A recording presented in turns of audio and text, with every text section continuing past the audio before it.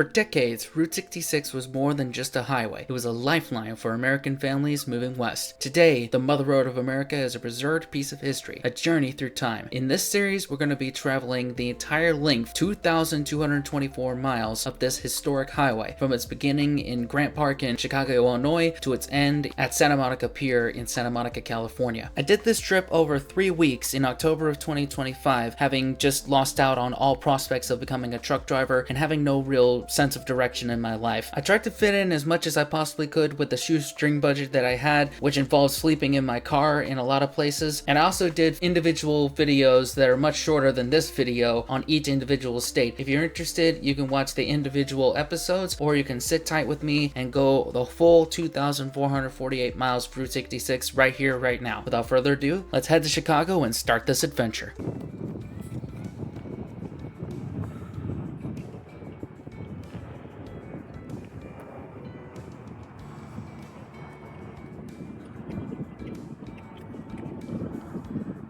Ladies and gentlemen, boys and girls, children of all ages and all in between, we are beginning Route 66. The first day of the trip will be dedicated to all the things dedicated in Chicago that have to do with Route 66. I'm using this app right here, Route 66 Ultimate Guide. You can download it in the App Store, the Google Play Store. That's what I'm using to be sure I can do the route and not miss anything. First place we're starting, Sears Tower.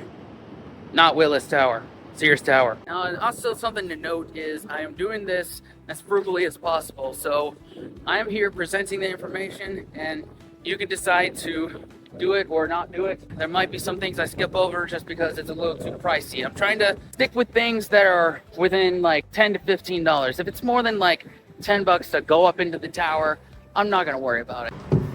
I swear I'm strong. There it is. A food court inside.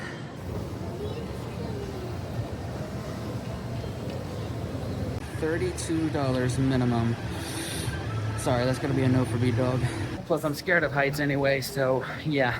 We're going to enjoy that view from the outside. Fun fact about Willis Tower, aka Sears Tower, it was the world's tallest building from 1973 to 1998, and it's the second tallest building in the United States. It has 110 stories, 16,100 windows, and has 25,000 miles of electrical cable, and it has the iconic sky deck, which offers views of 4 different states on clear days. I passed the river, skyline, Chicago River multiple times.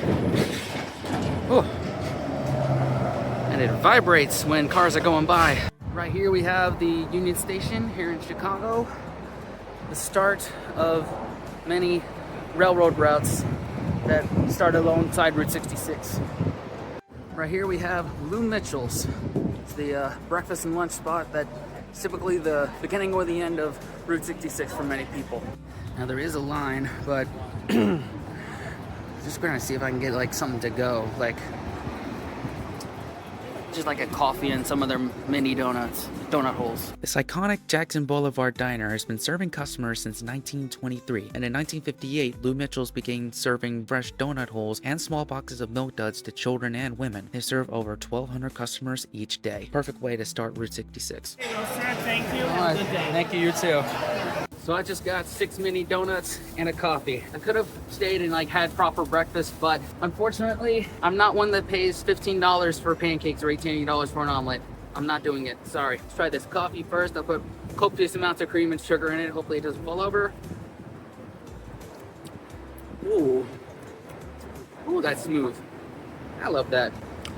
Oh yeah, that's what you need to wake you up in the morning. Now these donuts, apparently they're fresh and they're kind of known for this, and you give them like 3 free in a for a meal. So let's see.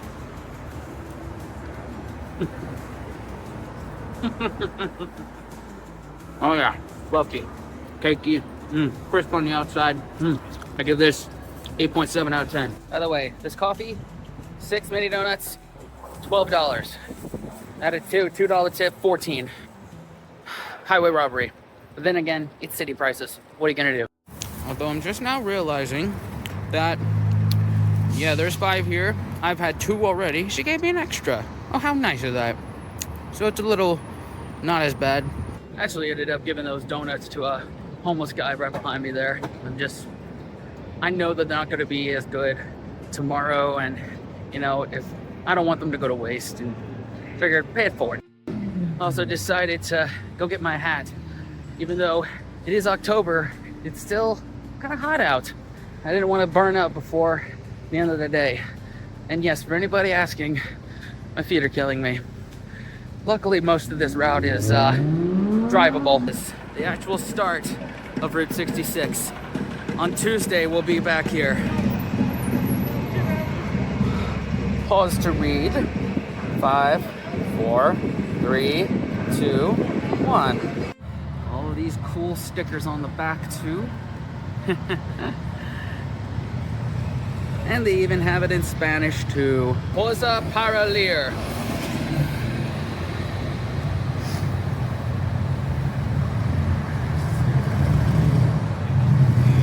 Cinco, cuatro, tres, dos, uno. The Art Institute of Chicago was founded as both a museum and a school for the fine arts in 1879, which is critical to the history of Chicago at the time, as they were devoted to rebuilding the metropolis because it was destroyed by the Great Fire of 1871. The Art Institute found its permanent home in 1893 when it moved into a building constructed on what is recognized today as the traditional homelands of the Council of Three Fires, the Ojibwe, Odawa, and the Potawatomi peoples. Built jointly with the city of Chicago for the World's Columbian Exposition at the intersection of Michigan Avenue and Adams Street, that building, its entry flanked by the two famous bronze lions, remains the front door of the museum even today. The Art Institute boasts nearly 300,000 works of art, fields ranging from Chinese bronzes to contemporary design, and from textiles to installation art. Yeah, I've decided against that. It's actually $32. I can't justify that. I hate to disappoint many of y'all watching, but I'm just not a big art person. Giordano's got personal deep dish lunch special, $10.99, daily till 3 p.m. All right, let's get it. The table next to me said, "This looks like a heart," and I have to agree, because pizza is love, pizza is life.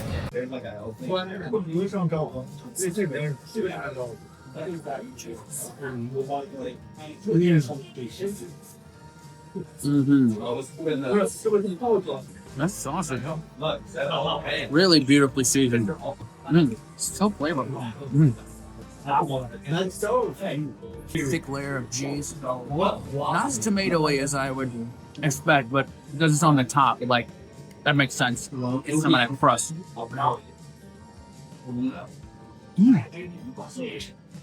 Really buttery. I'm just kind of like Thai crust. Especially sour, that way y'all know I'm grinding.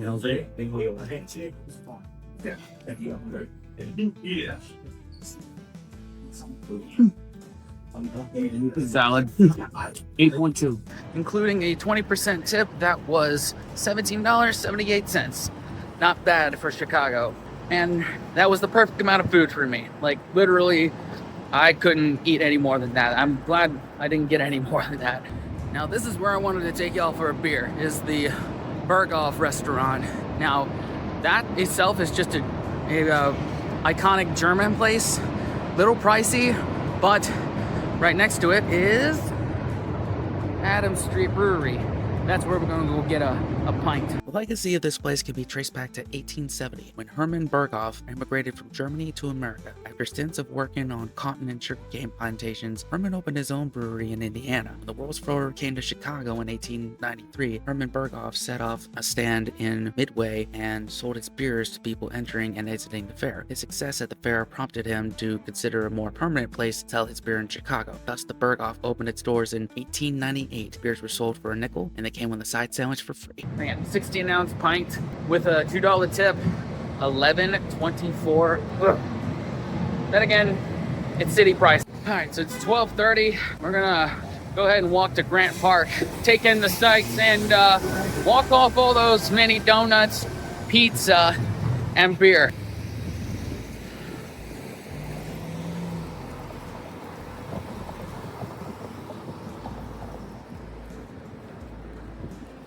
Now, they got a lot of stuff up because I think next weekend is the Chicago Marathon, so that's what's going on.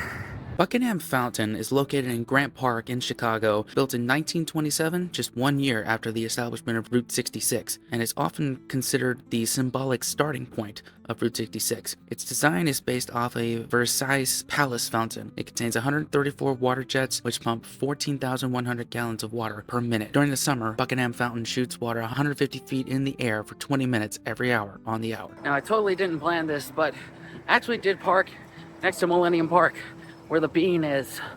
All right, this one's for the foliage fam.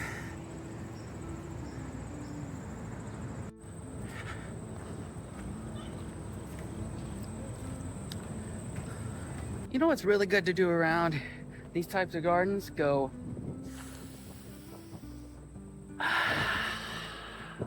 clean air.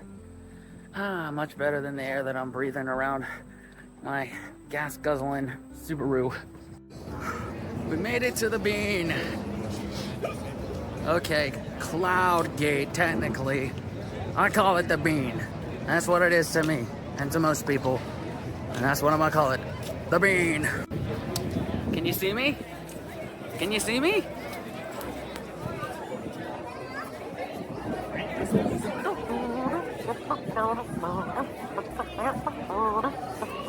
Oh, there I am. There it is. There I am. This thing is trippy as hell. Literally, I'm tripping just watching this thing. Okay, come on. Okay.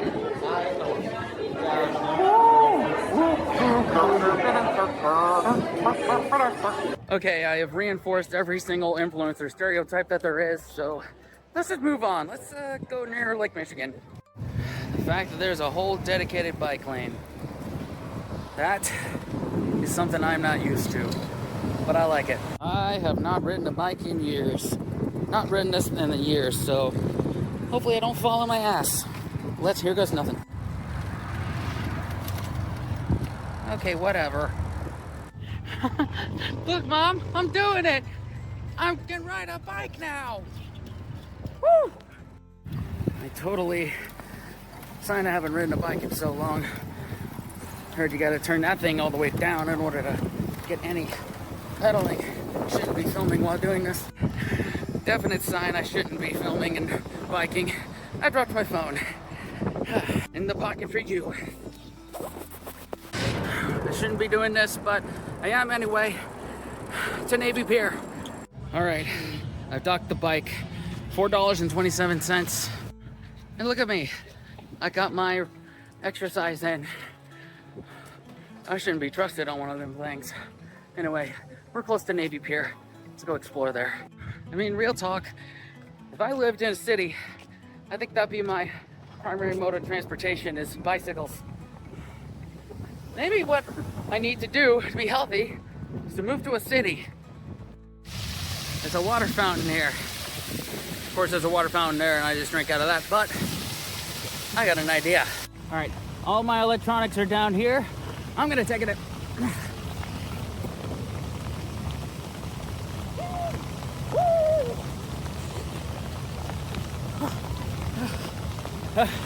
For the internet. And my electronics didn't get wet. Welcome to Navy Pier, y'all. Look at these views. And they want to charge 30 bucks for a 45-minute cruise.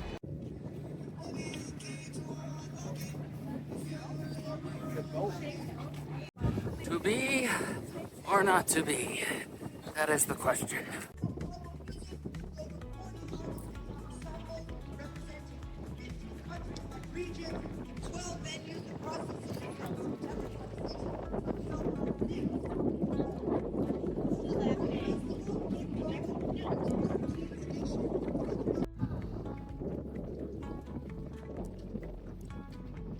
All right, sat down for about 10 minutes.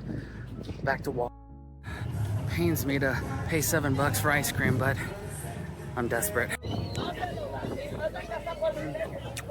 But hear me out. It's hitting a spot. Look at that Ferris wheel. Still not getting on it. I'm afraid of heights. Like, You know how many pints it took me at the Baltimore airport to even get on that plane? Yeah, the amount that I've been walking, I'm like walking like a cowboy. Like, my legs are just being stretched out. They'll come in handy when we get to Oklahoma and Texas. Back on the bike. Oh. Is this a good idea? No, but this wind blows. Yes, I've made that joke before. I'll keep making the joke until it's funny.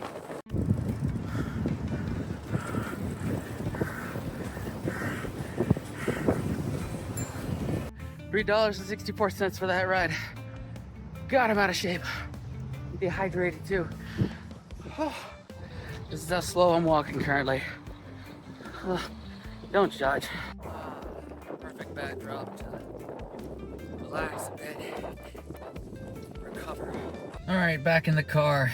It was a hell of a day today. That's gonna do it for day 1 of the Route 66 journey. Welcome to day 2 of my Route 66 adventures. Now today, I did an Insta-work shift out in the suburb of Chicago. I think it's Geneva, at a Best Buy. They actually let us go early because there just wasn't work available and sent us home like right before lunch, but I decided to milk the clock a little bit and I went and did some editing of the videos, just went to the Walmart and did that. Came back around 2, clocked out, got in Chicago. Not Route 66 related, but if you know me, you know I'm interested in those type of things. An international McDonald's. Basically, it's Hamburger University where McDonald's trains a lot of their new like managers, things like that.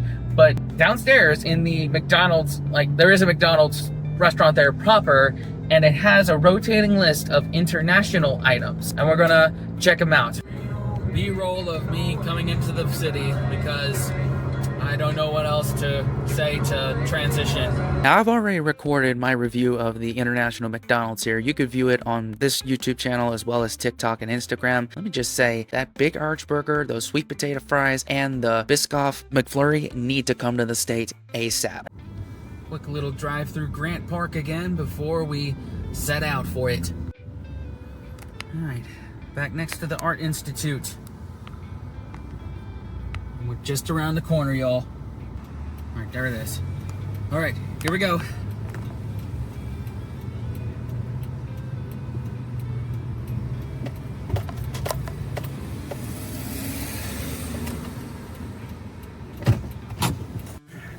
Ladies and gentlemen, boys and girls, Route 66 has officially begun. Let's go! Woo! Whew. Less than half a mile down, 2,248 miles to go. Whew. It's Santa Monica or bust, y'all. Nessie, don't fail me now. Going through a lot of neighborhoods of Chicago, a lot of school systems. Like literally, there's a soccer field over there with kids playing. Literally, it says Old Route 66 West. Perfect. Heck, there's one right there. Look at it. Look at it. Continue on West Ogden Avenue for 1 mile, Route 66. For 8 miles. Here we have Castle Car Wash, which was built in 1925. It was built as a classic filling station until 1966, when it was turned into a car wash. In April 2005, the Route 66 Corridor Preservation Program conducted field work in preparation for a nomination to the National Register of Historic Places. This structure is the last remaining historic gas station on Route 66 within the Chicago city limits. At this point, we have completed everything Route 66 related in Chicago. Everything else, that way, is not in Chicago. Let's go. Bye, Chicago. It's been real. Henry's Drive-In has been serving some of the finest hot dogs and fries on Route 66 since the 1950s. Their slogan is, it's a meal in itself, because they serve their classic Chicago-style hot dogs, fries, and a pickle spear all together in the same bag. Oh, I didn't even ask for fries, but they gave it to me anyway. Is that how you do one of these Chicago-style dogs? I was not expecting that. Yeah, literally, I didn't realize that it all came in the bag until I was reading that voiceover just now. The hell, Henry's? What are you doing? All right, there. With fries and, you know, the hot dog, there's the pepperoncini, the tomato, the pickle, and I think there's mustard on it. I don't know. First ever Chicago-style dog. Going in.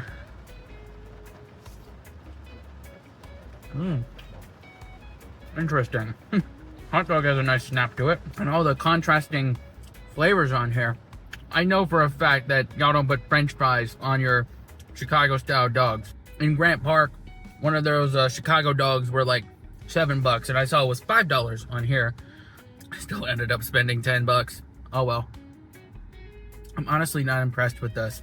Maybe it's because I grew up in North Carolina and a hot dog all the way there is hot dog, chili, slaw, onions, and mustard. And that's what I'm used to. But I don't know. When I'm trying to get my hot dog on, I'm not trying to stop for a salad at the same time. I'm sorry. And again, like, it's not terrible. I'll go 6 out of 10 for this one. Another sign, even though it's raining. All right, I'm actually gonna end it here. I'm at the next stop, but it's a bit too dark out to actually get good footage of it. So we're gonna end it here. This concludes day 2. Good morning, everybody. It's day 3 of our Route 66 adventure. I slept overnight at the Hotchkiss, Illinois Walmart, and unfortunately we ran out of daylight yesterday, so we were only able to get like 5 things in yesterday. Unfortunately, because of that, I had to go ahead in the route a little bit, but we're gonna double back to where we left off and continue on. The goal for today is to get to Springfield. What do y'all think about this? Do I look rock and roll enough for Route 66? Probably not, but I like to think I am. Oh man, this is a really dreary day, but look on the bright side. If I had decided to start 66 today, East Avenue for half a mile. we would have been in this rain. Now the original route did go through just now the McCook Hotchkiss quarry here, and in 1998 it was decommissioned because of cracks in the road itself. And it's owned by the Illinois Department of Transportation, so nobody can actually go on it, but here it is anyway. And in fact, Transformers 4, there was a part of that movie that was filmed in that quarry. Signs will guide the way. This is where 66 and modern day 55 become one. First bit of 66 that's actually on a modern day highway here. And it'll probably give my suspension a break from all the bumps that are on the current route that was, back there. Maybe that's just Illinois. 268 is where historic 66 picks back up. Continue for 3/4 of a mile to South Joliet Road. Back on the historic route. My car is gonna hate me. White Fence Farm in Romeoville opened in the early 1920s. They serve what they promote as the world's greatest chicken. They also serve their chicken family style, which means all the food is served so each person can take the portions they wish. This restaurants include several unique attractions, including a petting zoo and a museum that includes antique game machines, a collection of antique cars, and rooms full of historic and unique artifacts. Lots to see inside, even if you don't stop and eat. Now, unfortunately, there is a private party going on inside there, so we can't go in. We're in Joliet, y'all. This park was created as a welcome center to Joliet's Route 66 history. You can enjoy the walking trails, statues, and kiosks that provide information about Joliet's attractions. You can also enjoy the Rich and Creamy on Broadway ice cream shop located at this park. On top of that building, you'll find the Dancing Blues Brothers. Unfortunately, when I got there, it was before 11, so I wasn't able to get an ice cream cone myself, but you should go get one yourself. We're getting the band back together. We're on a mission from God. I thought I was the only dick on Route 66, but apparently that's not the case. Dick, the owner of the local toy business, put together this display on Route 66. It includes actual automobiles on top of an old garage. It also provides free bottled water for an outside cooler to all Route 66 travelers. Now I'm actually gonna get going before they actually tow me. You see a bridge? You film a bridge. Turn right on 2. Chicago Street. Also quickly drove by Old Joliet Prison. It's probably known best where Jake Blues is released at the beginning of the original Blues Brothers movie. It's also the site of several movies, TV shows, and TV specials, including Get Smart, Red Heat, and Fox shows like Prison Break and Bones. The facility is still maintained and secured by the Illinois Department of Corrections. The parking lot's basically been turned into a tourist attraction with kiosks about the facility and its history. However, I am standing where historic Route 66 and the Lincoln Highway intersect. Those who don't know, the Lincoln Highway was dedicated to Abraham Lincoln. It runs from New York City to San Francisco, going through all those states. If y'all want to see me do the Lincoln Highway, hit that like, subscribe, and push this video out. That way we can justify another one of these big old trips. Right here is the Rialto Theater, a historic vaudeville movie theater located in the heart of downtown Joliet. Opened in May 24th, 1926, a reflection of Greek, Roman, and Byzantine architecture. It's known as the Jewel of Joliet, and originally conceived to be the Palace of the People. We do have some lunch items, but I figure there's some cheap stuff here. We can go and drop a couple of dollars in the local economy.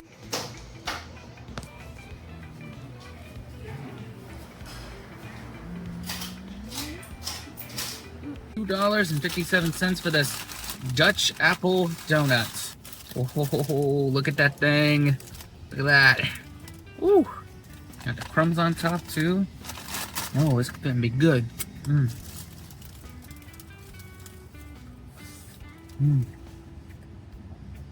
Oh my. My preference is always yeast donuts. They're lighter and they go down a lot easier. You can eat more of them. But man, this texture and that yeastiness on here is delicious. That apple filling, really fresh and caramelly too. The caramel, love that. 9.1 out of 10. South Chicago Street. Hey Jake, Elwood, you can't park there. Who am I kidding? It's got a cop motor, a 440 cubic inch plant. It's got cop tires, cop suspension, cop shocks. It's a model made before catalytic converters, so to run good on regular gas. Yeah, I guess you can park there. I can't park here. I'm literally in the way of one of the employees. The Midwin National Tallgrass Prairie Preserve and Welcome Center is an 18,000-acre prairie preserve that extends between the towns of Elwood and Wilmington. This preserve is formerly land of former Joliet Army ammunition plants, which closed in the 1980s. This is the largest tallgrass prairie restoration in North America. Route 66 bisects the preserve. The Sinclair dinosaur. Rawr. Well, the day's halfway done. I think we at least deserve one lovely beverage.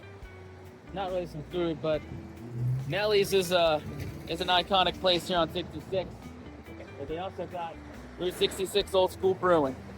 Yep. Like I say, I wouldn't be shocked if they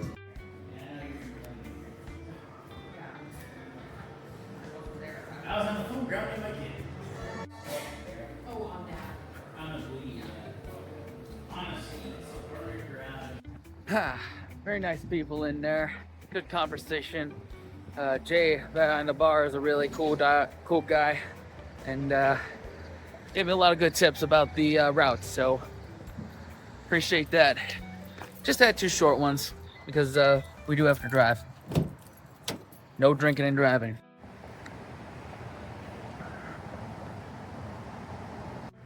There he is in the flesh, the Gemini Giant.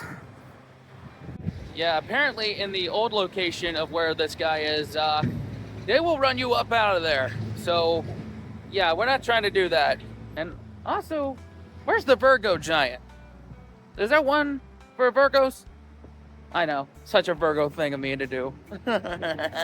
Polka Dot Drive-In. Apparently some good shakes here.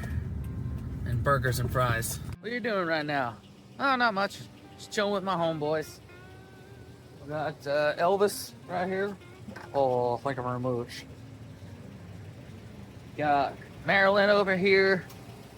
Oh, my. I don't know. Got old James Dean here. Rebel Without a Cause.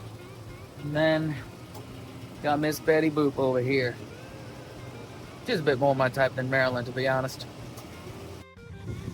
Also can't forget about my friends James and Elroy, right? If I go crazy, then will you still call me Superman? Hey, what the hell is this? Like, how do you work it? Like, where's the apps on here? Hello? Anybody home? Oh, okay. Whatever. It doesn't have TikTok on it. I don't care. I decided to stop here and get an Italian beef sandwich because I didn't get one in Chicago, and every fan of the bear is probably going to roast me if I don't. Then again, I've also never, I don't know what to get on it, and she asked me what I want on it. I said garlic butter, hot peppers, and mozzarella cheese, so hopefully that's what people get on it. Juice is going everywhere.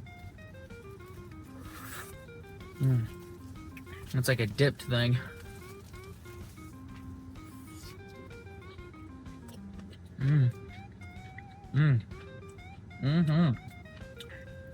It's an enjoyable sandwich. Very wet, very beefy. Hot peppers. I fucked with it. 8.4 out of 10, I'd say. Here's the Perkins shop here on 66. It's basically a shrine to Coca-Cola, but unfortunately it is closed today. Oh, Karen and Tom are on a road trip of their own, and yeah, we'll definitely have a good time.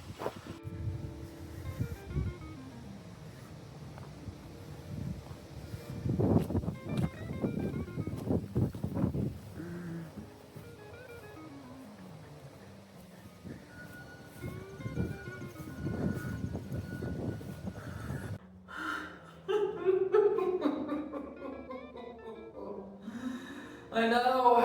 If I can't do the time, I shouldn't do the crime. Too much sexy. Oh wait, I can just push the door. You never take me alive.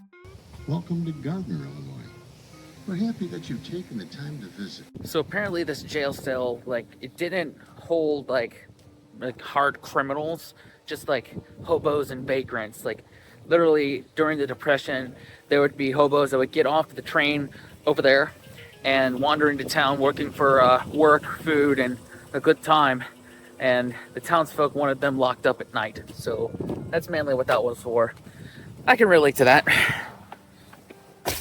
Although I'd rather not spend a night in a jail cell. This is also a reality of Route 66, is that the old one will be running alongside of major highways. We're currently beside Highway 55 at the moment. Let's see, when I go run over the little hose, let's see if it'll make a sound.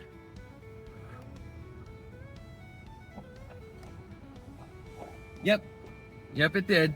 Circa 1940s, the Ambler-Becker Texaco service station in Dwight was the longest continuously operating gas station on Route 66 in Illinois. It dispensed fuel until 1999. The station was restored to its 1940s condition from 2005 to 2007 and reopened as Route 66 Visitor Center in May 2007. And in 2001, the building was added to the National Register of Historic Places. So along this stretch of 66, and it might be the case for other stretches as well, you've got the main road that's in service right now, the one I'm driving on, and then over on the right-hand side, there's the original road. Now, both seem kind of screwed up, but I'll still pick the one that I'm driving on now, because yeah. You hear those bumps? There's a lot of them. That's our tax dollars at work right there, y'all. So it's 3:55 and the Illinois Route 66 Museum closes in 5 minutes. I'm not sure if they're gonna let me in or not, but I'm gonna try anyway. Fortunately, they did let me in because it turns out that the museum next door closes at 4, not the Route 66 Museum, which it is one of the most popular stops on Route 66. The museum is located in the old city fire station, which was restored and remodeled by the city of Pontiac to accommodate the museum, which was originally a small display at the Dixie truck stop in McLean, Illinois. It was relocated to Pontiac by the Route 66 Association of Illinois and opened in this location in 2004. Since its opening in Pontiac, the museum sees tens of thousands of visitors from around the world each year. Thousands of historic artifacts, photos, displays, and memorabilia. The Route 66 Museum is the official record of Route 66 in Illinois. It also has the actual home bus and van of Mr. Bob Waldmeyer, although it was in storage getting restored at the time because there was some construction happening at the museum at the time. But if you do see it, it is a great sight to behold. Not to compare myself to Bob Waldmeyer, but as someone who is living in their vehicle with artistic abilities, exploring Route 66, he seems like my kind of guy. Despite the bus not being there, this turned out to be one of the highlights for me personally of my time in Illinois. The museum is free, although donations are accepted if you are feeling generous. Shout out Julie at the Illinois Route 66 Museum. It's a really cool exhibit, so many fun things, and the van of Bob Waldmeyer, my absolute hero. Here's the mural that Mr. Waldmeyer started painting, but unfortunately he passed away, so the townsfolk, everybody else started to, they finished it. All these places.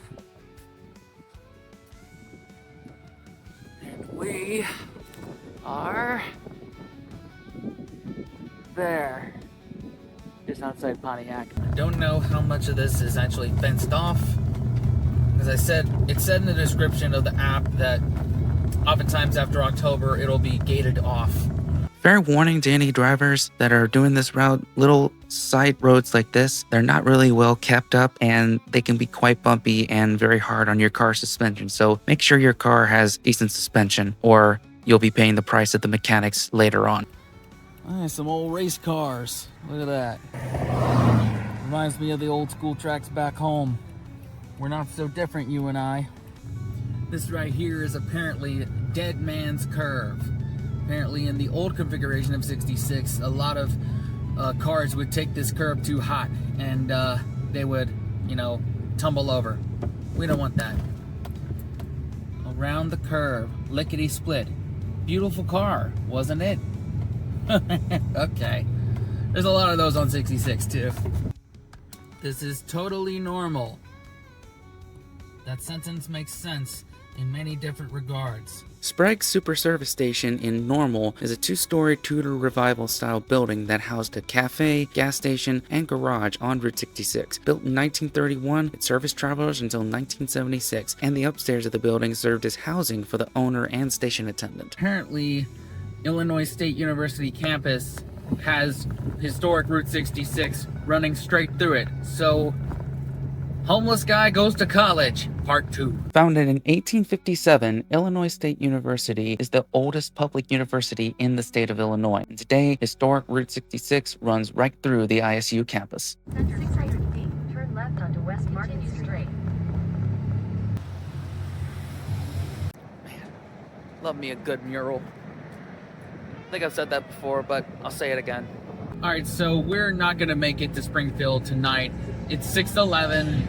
I'm just looking on iOverlander and a few other places, and yeah, there's nowhere to be staying between them, and it's like an hour and 10 minutes still to go, and the sun is gonna set in about 15-20 minutes, so we're gonna end it here. Welcome to day 4 of the Route 66 journey. I'm in Bloomington in Illinois right now, and I slipped into Cracker Barrel parking lot. I'm here at the Walmart just doing my morning routine, and I was gonna DoorDash around here, but because of my status as a silver status, I'm not getting a lot of opportunities around here, and I see there's more opportunity in Springfield, so I just don't think I'm gonna make that much here. So I'm gonna go ahead and continue on the route. I am getting paid out from Insta work today, so we do have funds to get to Springfield today. And we have returned to the route. Over here, the speed limit is 45. Over on my left-hand side, the speed limit is 70. with a minimum of 45. Funk's Grove is a historic ghost town community just south of Bloomington, Normal, Illinois on Route 66. The small unincorporated town sat within the grove for which the settlement is named, Funk's Grove. The grove is a national natural landmark. While most of the town's structures are gone, a couple still remain just over the tracks. And be warned, there are plenty of private property no trespassing signs, so I wouldn't spend too much time around here. I also did pass by Funk's Grove pure maple syrup. Unfortunately, they were sold out of maple syrup at the time because it was October, but if you do come in the summertime, be sure to pick some up. The story is in 1891, the Funk family opened this maple syrup farm, and in the 1920s, the paved road became Route 66, which ran through Funk's Grove. During the time, they had around 600 taps and produced about 240 gallons of syrup per year, spelled with an I instead of a Y, if you will notice, which was the wish of Hazel Funk Holmes in her will. Today, Funk's Grove pure maple syrup draws from about 6,400 taps and produces about 2,000 gallons of syrup each season.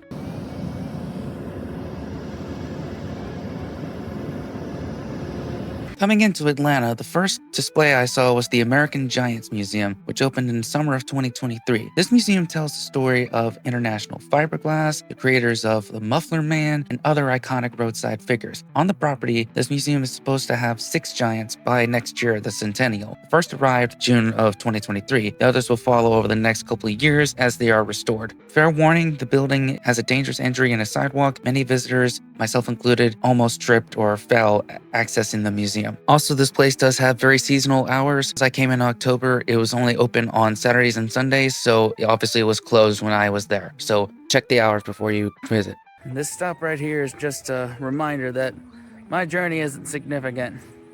I'm not special. I'm just standing on the shoulders of giants. Speaking of giants, this is the Bunyan Giant. This 19-foot tall giant was originally located in Route 66 in front of a hot dog stand named Bunyan's in Cicero. There's another Muffler Man statue that's been customized. Originally it held an axe, but it was altered to hold its now famous hot dog when it was purchased by Bunyan's hot dog stand. And if I remember reading this correctly, one of the letters was changed. I think it was an A to an O to avoid copyright. This section here contained 3 historic sites: J.H. Hawes Grain Elevator Museum, the John Pendleton Hieronymus Family Carriage House, and the historic Atlanta coal mine right here. This historic coal mine was discovered in recent years when a small hole was found in the basement of a storage building that was used by the city for decades. A covered mine opening was removed and this intact historic mine was uncovered. The building was converted into a museum to showcase this unique part of central Illinois history. Visitors can now look directly down into the massive coal mine shaft and see what the coal miners experienced.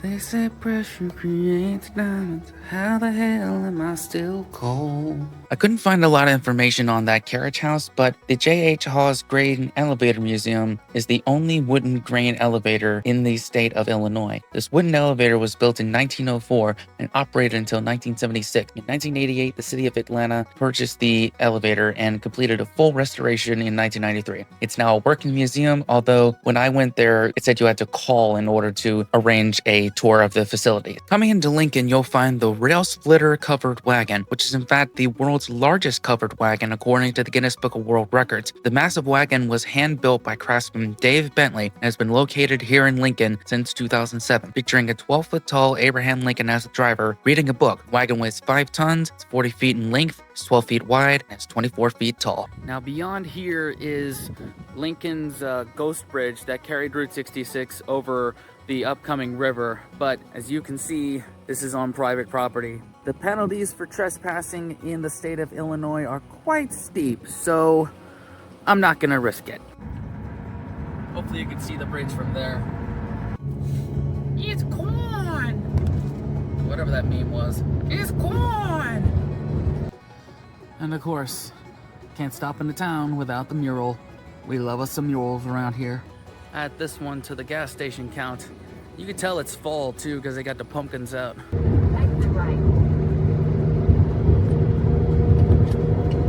66 continues off of exit 105 off of I-55. I went and did some door dashing from basically the back end of the lunch crowd. I made 27 bucks in an hour and a half, and I figure because of my status as a silver dasher, I probably won't be able to dash again until about the dinner crowd, so I figure we're gonna get all the Springfield stuff done right now, and we are starting right here. This was 1,300 feet of the original Route 66 that was in the 1926 to 1936 alignment here. It just goes through through Carpenter Park right now. And I think I'm allowed to be in here. This is the Illinois State Fairgrounds, and this is the Route 66 exhibit, but obviously it's not during the state fair, so I'm gonna just drive around, and if I get asked to leave, I'll leave.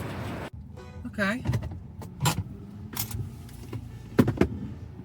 Well, nobody's kicked me out yet, so I'm gonna walk around. Now keep in mind, this is just the Illinois part of Route 66. It's not the complete one. I mean, probably a good thing because it makes you actually want to go on the rest of it.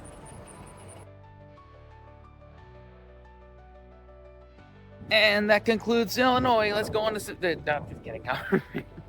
Would have explored the state fairgrounds a little more, but the police presence there was just kind of giving me the heebie-jeebies, so I decided to just move on. Now, throughout this trip, I've been kind of avoiding cemeteries because they honestly creep me out a bit. Like, I just feel like unless I have a personal attachment to a person that's in a cemetery, there's no reason for me to go to a cemetery. But this one is quite significant because it is the tomb of Abraham Lincoln, so we'll make a stop here. The Lincoln Tombs State Historic Site is located in Oak Ridge Cemetery in Springfield and is the final resting place of Abraham Lincoln, his wife Mary, and 3 of their 4 sons, Edward, William, and Thomas. The eldest son, Robert, is buried at Arlington National Cemetery. Then the front of the tomb, you'll find a bronze reproduction of Judson Borglum's marble head of Lincoln, which is located in the U.S. Capitol in Washington, D.C. The remains of Lincoln rest in a concrete vault located 10 feet below the marble floor of the burial chamber. Admission to the tomb is free,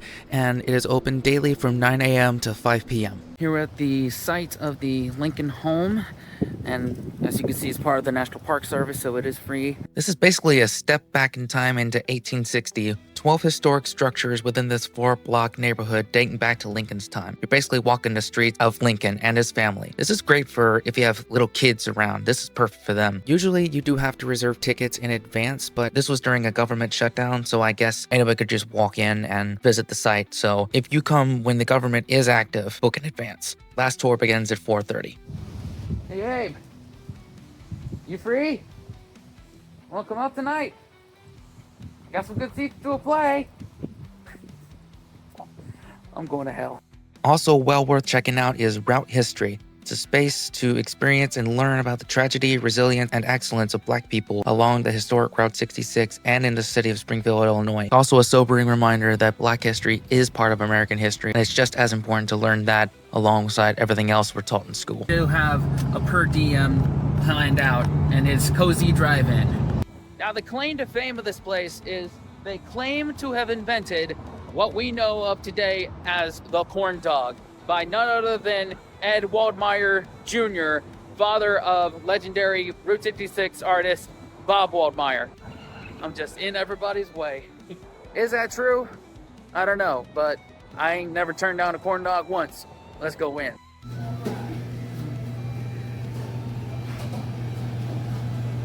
Now let me ask you, would I get thrown out of here if I called a cozy dog the other name? Maybe. Maybe? Okay, we'll stick with cozy dog then. You need a receipt? No, I don't need one. I just wanted to double check, you know.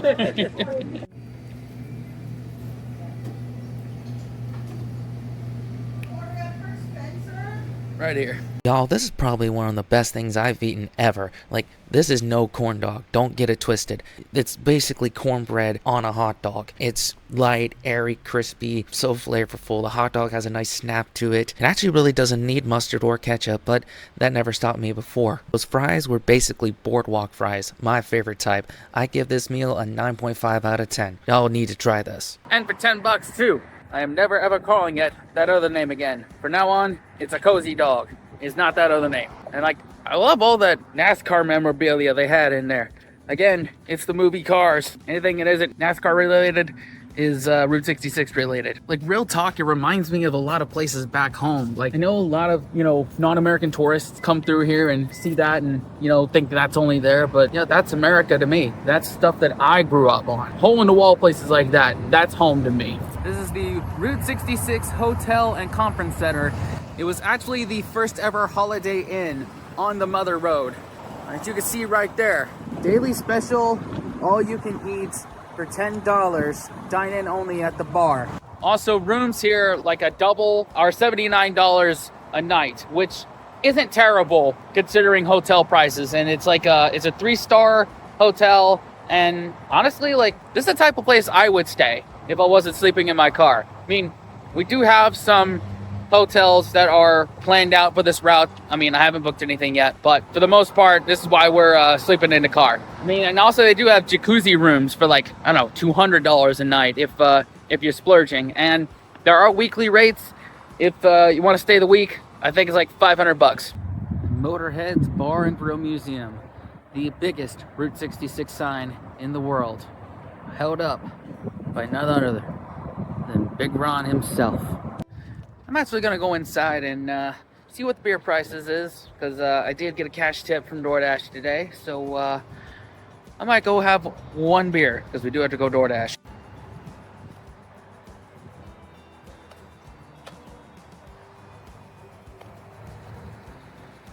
Look at that.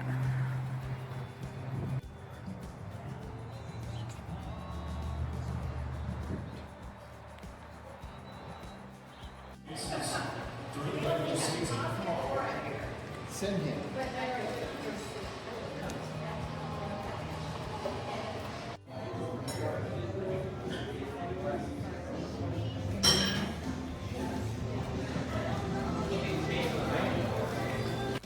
I know technically on YouTube and TikTok, you're not supposed to be drinking beer or any type of alcohol. I'm not. I'm holding it for a friend. Well, that was a really cool experience. I mean, $4 for just a Miller Lite, like, and just look at the rest of the menu. It's kind of medium price range, I'd say, but a really cool experience. And somewhere I could hang out for an afternoon and watch the game.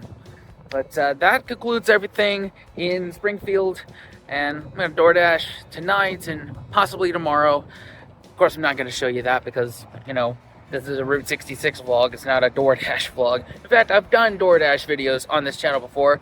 You can go somewhere and click it there. But anyway, catch y'all tomorrow. Welcome to day 5 of the Route 66 journey. Brought to you by Seafoam. Not a sponsor, but with the amount of publicity I just gave them, they might as well be. I put this in my gas tank last night, and you're supposed to put it in when it's full, but I put it in when it's like just over half full, my gas tank, and it started going TLDR. I filled it up, and now it's going fine now. I think the problem was there was just, because this is an older car with over 216,000 miles on it, there was just so much carbon in my fuel system that it just cleaned it right out. Like, this stuff's like prune juice for your fuel system of a car. This stuff, it works. I panicked for a second when it was going like that. Like, no, this car cannot die in a Springfield, Illinois Walmart parking lot. The dream cannot die here, but it's not. And in fact, we've got an hour and a half to St. Louis.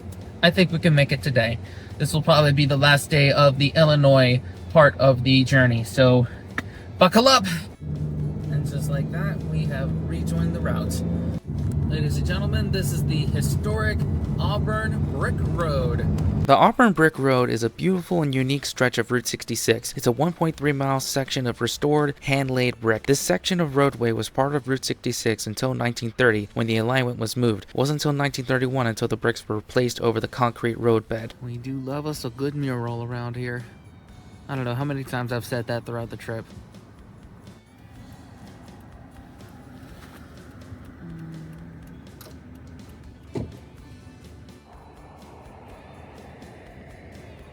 Y'all want to see some turkey tracks? Well, here you go. And look, it's not even Thanksgiving yet. Here we are in historic Carlinville Square in Illinois. The old Macoupin County Jail was designed by the same architect as the controversial courthouse and Loomis Hotel, built as part of the Macoupin County Courthouse project in 1867, and it ran from 1869 to 1988 as a jailhouse.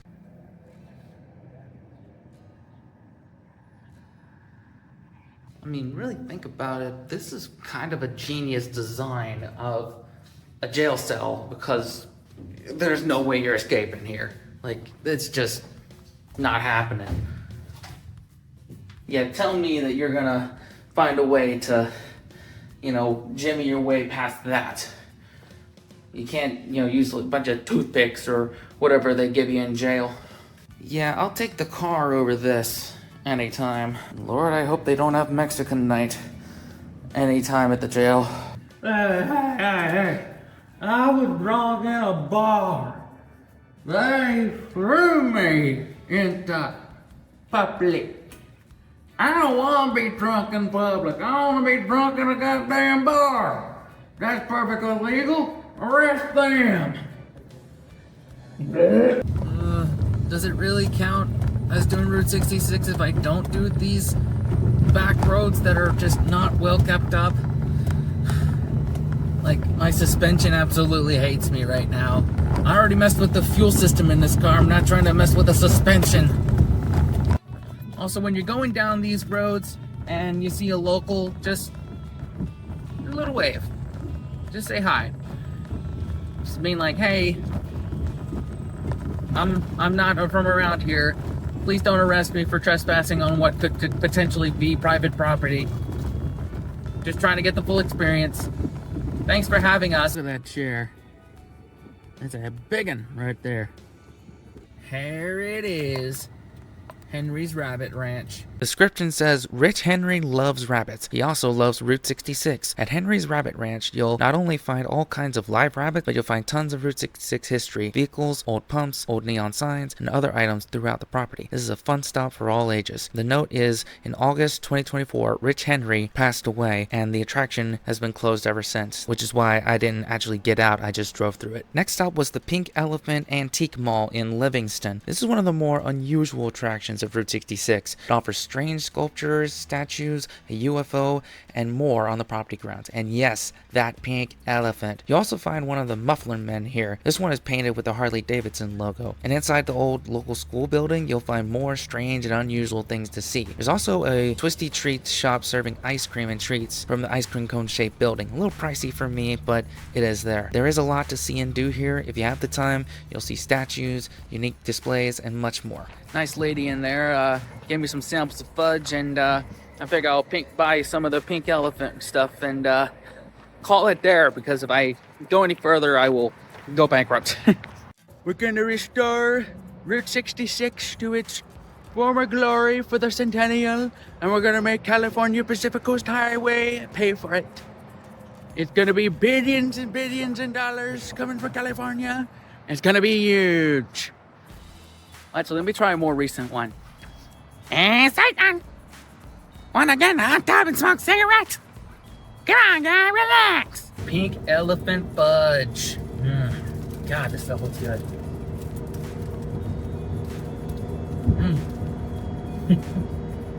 Diabetes. There's chocolate, peanut butter, there's nuts. I don't know if that pink stuff is actually chocolate or if it's like frosting. I think it's actually chocolate fudge.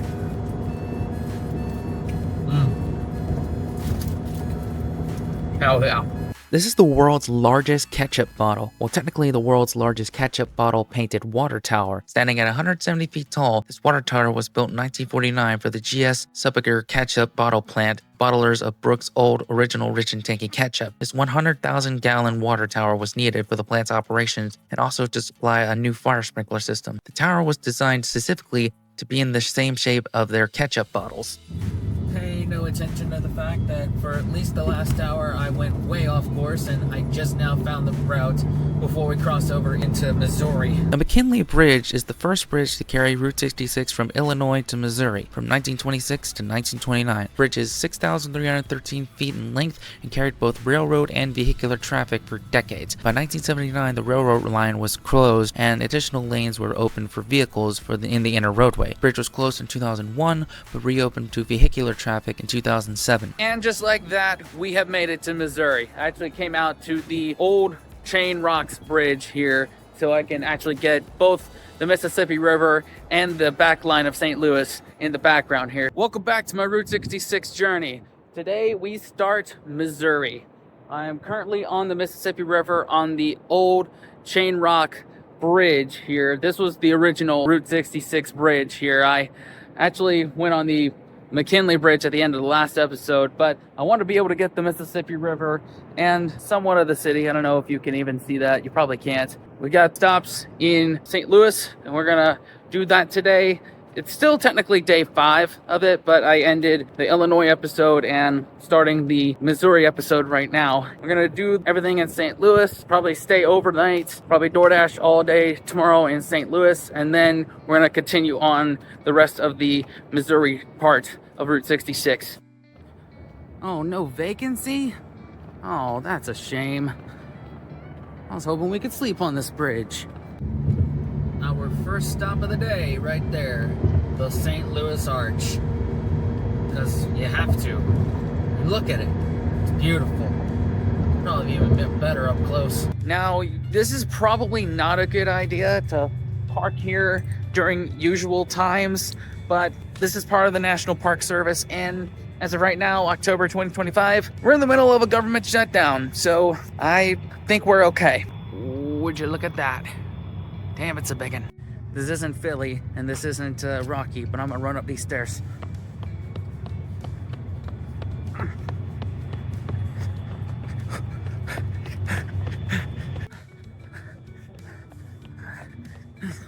Okay, that's enough. At 630 feet tall, the Gateway Arch is the tallest man-made monument in the United States. In 1947, architect Eero Saarinen won a contest held by the Jefferson National Expansion Memorial Association. The contest was to design a structure to commemorate Thomas Jefferson and settlers who made their way into Western America. Construction of the arch cost $13 million. It weighs 17,246 tons and has extension footings that extend 60 feet into the earth. Am I totally just lying on the ground underneath the St. Louis Arch, looking up at it, getting a little freaked out? I totally am. I mean, come on, you can't tell me if you had this view you might get a little freaked out yourself, right? Or is that just me? Here you will find the Budweiser Anheuser-Busch Brewery. And there is a beer garden in there, but I know for a fact they're gonna overcharge you for beers, and I'm looking on the food menu. Yeah, definitely overpriced. I'm not gonna go there.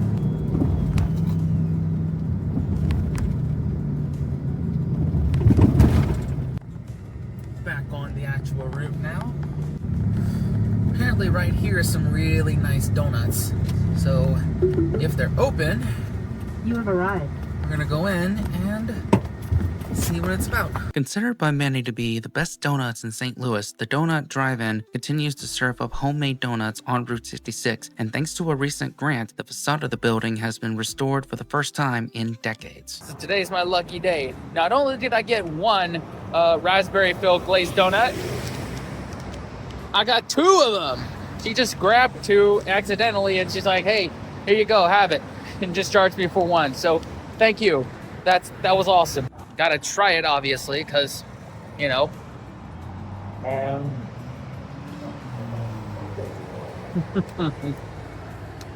Let's go! Love me a good yeast donut. I think I prefer fruit-filled over, like, chocolate and, like, other custard, things like that. 9.1 out of 10. Oh, by the way, 1 donut from there, $1.46. Gotta frickin' love it. It's kind of surreal when you're driving down old Route 66 and you're passing by just regular modern stores. I mean, I get it, it's a road like any other, but at the same time, the fact that I'm seeing, you know, Dollar Tree and Planet Fitness and McDonald's. I mean, McDonald's, that makes sense, but other, you know, modern, like Chipotle along Route 66. Like, that's just so surreal to me. Welcome to day 7 of our Route 66 adventure here. We are continuing on through Missouri here. We're leaving St. Louis today. Yesterday, I did DoorDash and made a good $200. That's important to keep this dream alive here. Now, our next big city on the route is Springfield, Missouri. Not Springfield, Illinois, Springfield, Missouri. Issue is that it's also 3 hours away from St. Louis, and that is what tripped us up at the beginning of the trip. Was the fact that Springfield, Illinois was 3 hours from Chicago, made route planning a bit difficult with me wanting to see all the things. I don't know where we're going to stop tonight. I doubt we're going to get to Springfield, Missouri, but we'll see. One last look at the skyline before we leave town. Some of the worst roads I've ever dealt with in this country. It rivals Baltimore for the amount of potholes that are in St. Louis. Just like that, we have rejoined the route. See, look, right there.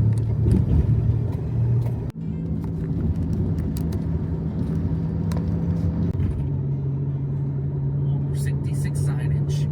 The historic Merrimack Route 66 bridge was constructed in 1931 to 1932 to carry Route 66 traffic. It is 1,009 feet in length, 30 feet wide, and has 330-foot steel deck trusses. This type of bridge is known as a Warren Deck Truss Bridge. This bridge was bypassed before 1966, and in the 1970s, the bridge decking was removed. And in 2017, the Missouri State Parks Department took ownership of the bridge with the goal of preserving its Route 66 history, and it was added to the National Register of Historic Places on September 16th, 2009. I don't know about you, but I don't think Nessie can make it over that bridge.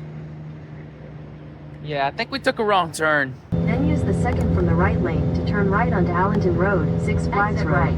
A Holiday Inn in Eureka, Missouri is one of the most unusual ghost stories in the U.S. The property had a large farmhouse and barn that dated back to the late 1800s. During construction of the current hotel in the 1970s, attempts were made to demolish the stone chimney from the old house. Something would go wrong with the machinery or someone would be injured each time they attempted. After several attempts, construction workers gave up and refused to try further. The hotel was built with the chimney left standing on the property and stands to this day. One of the most famous ghost stories is that the second and third floors are haunted by a little girl named Aggie. A painting of her hangs in the hallway that she haunts. Witnesses have seen her run down the halls and peeking around the corners. Rumor has it she fell from the barn to her death. This is where the lobby is now located. So I looked on booking.com and this is apparently $104 a night.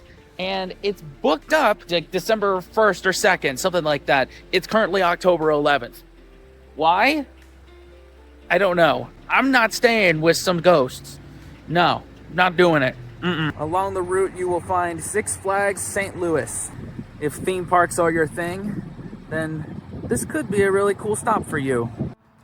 Making a stop here at Jensen's Point Overlook.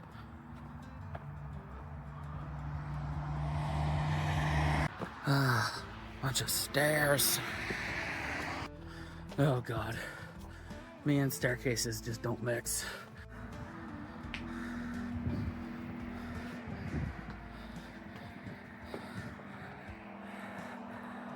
Man, what a great view from here. Jeez, get out of my face.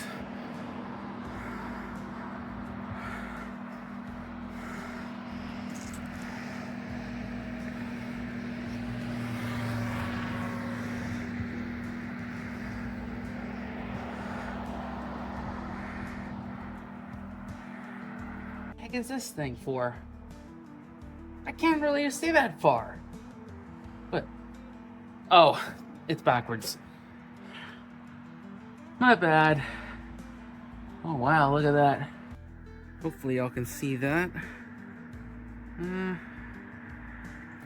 It's something like that. Easily one of the highlights of the Missouri part of the trip was Merrimack Caverns. It's Missouri's largest commercial cave site and has been a tourist attraction since 1933. You can enjoy a guided tour into this 7-level natural wonder. Tours are on very well-lit walkways to make it easy for everyone. And the cave is also believed to have been a hideout for Jesse James and his gang. Also includes zip lines, a gift shop, and other attractions. Apologies in advance since my camera really didn't focus that well in the dark caves. Oh my. Walking along the river, if you look to the right, you will see a small waterfall. Beneath that is a cutout of the bank further along their escape route. Guess we all gotta go down to the river now. You've been watching this series, you know why I gotta go down to the river. By the way, watch your step. Like it's really close to the river. You don't want to fall in. It's like some Star Wars shit here. Seeps through the ground, and as it goes, it collects various types of minerals and plant matter. There were some air pockets. That material flowed into them and then hardened over a few thousand years.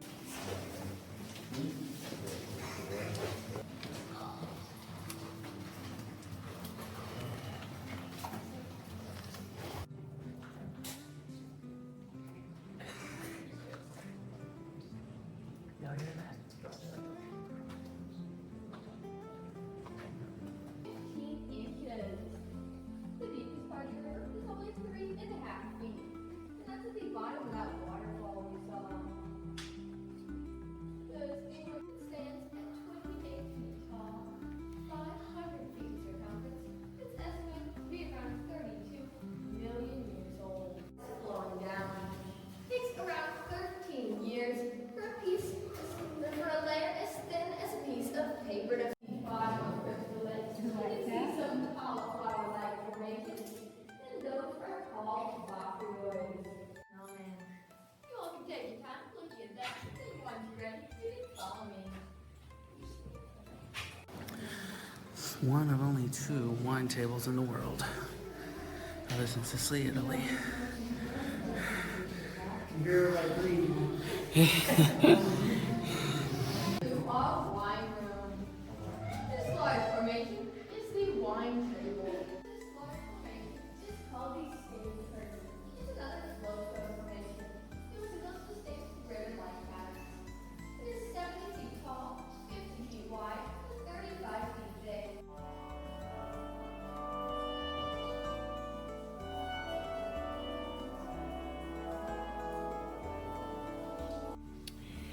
Yep, only the devil would take a bath in that. Merrimack Caves, man, that was super cool. A little on the pricey side. I mean, maybe it's like medium price range. Like I paid $35 for that, and that was like $30 for the actual ticket, and like $5 for a processing fee and 5% tip. So, man, there's so much factoids. Our tour guide, like, she was very informative and willing to answer questions. Those caves, man, I tell you, the amount of history behind it and all the Jesse James stuff and all the, you know, geological stuff. It's a lot of fun. I like that. I say that was worth the money. Now they do have a restaurant, which is a bit overpriced, and they do have motels. I haven't looked into the price. I'll throw the nightly rate up on the screen there, and they do have campsites here. Welcome to Bourbon, y'all. The historic Bourbon Hotel was built in the 1890s. It served the railroad, as can be seen since its building front faces away from Route 66 and towards the railroad. To view the historic beauty of this abandoned building, you'll need to leave Route 66 at Cedar Street and enter the parking lot in front of the building on the other side of the block. We're in Cuba? Didn't think I was allowed in Cuba. But I am hungry, so time for my per diem of the day. Congratulations.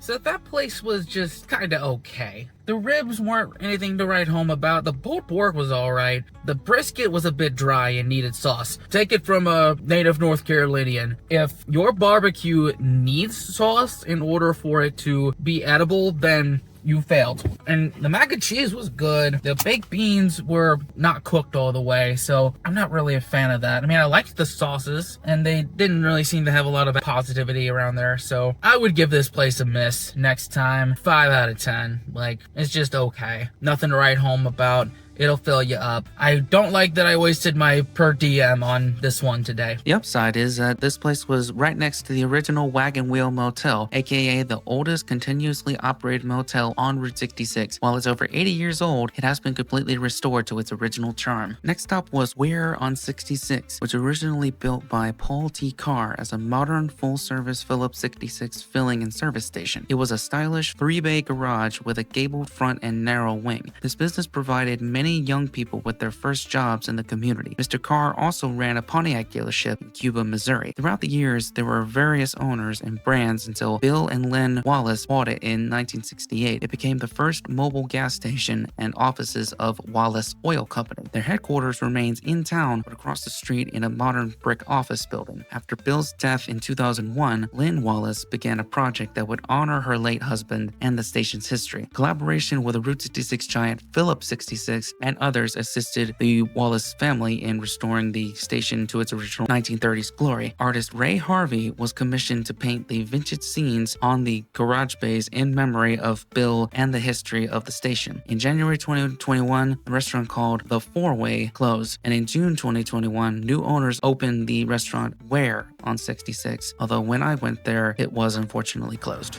We are here at the Fanning 66 Outpost General Store. Not gonna go inside because I've spent too much money already. But here is the world's second largest rocking chair. Would be nice to go take a rock in that thing, but I don't think I can. Not gonna lie, it's kind of depressing seeing these old school posts kind of in disrepair. I'd like to see them restored one day. Next stop was the Trail of Tears Memorial Park off of State Highway D in Jerome. This unique tribute park was created by Larry Baggett to honor the Trail of Tears. Now, fair warning, do not drive your car up here because it's a walkable exhibit, and don't go too far up the road either because that is private property. Right here, we're crossing Devil's Elbow Bridge, which is a 2-span truss bridge that crosses the Big Piney River. This bridge was built in 1923 and is still in operation today. Total length of the bridge is 589 feet and has a 19.4 foot deck width. Vertical clearance is 14 feet.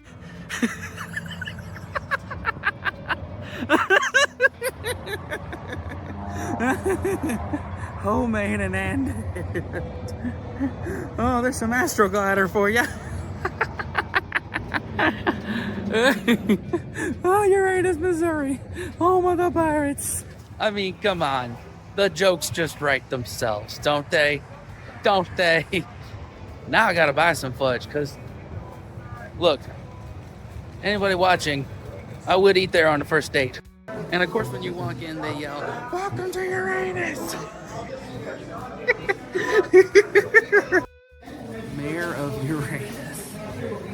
Mayor Lukine Mugga. Shout out to them at the fudge factory at Uranus. They packed my fudge gently and they used protection to do it. Missing a pair of balls. If found, please return to Putt Pirates Mini Golf. Do not read this sign under penalty of law. Oh, Uranus Examiner. I can't even go in. Oh no, I'm a criminal. I gotta get out of here. Ah! You'll never take me alive, coppers. Oh God almighty, I love this place.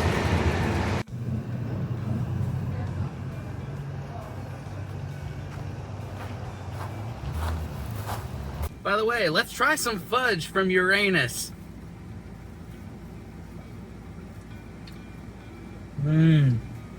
Delicious. And yes, ladies, I do eat that on a first date. Uncle Sam, put your name at the top of his list.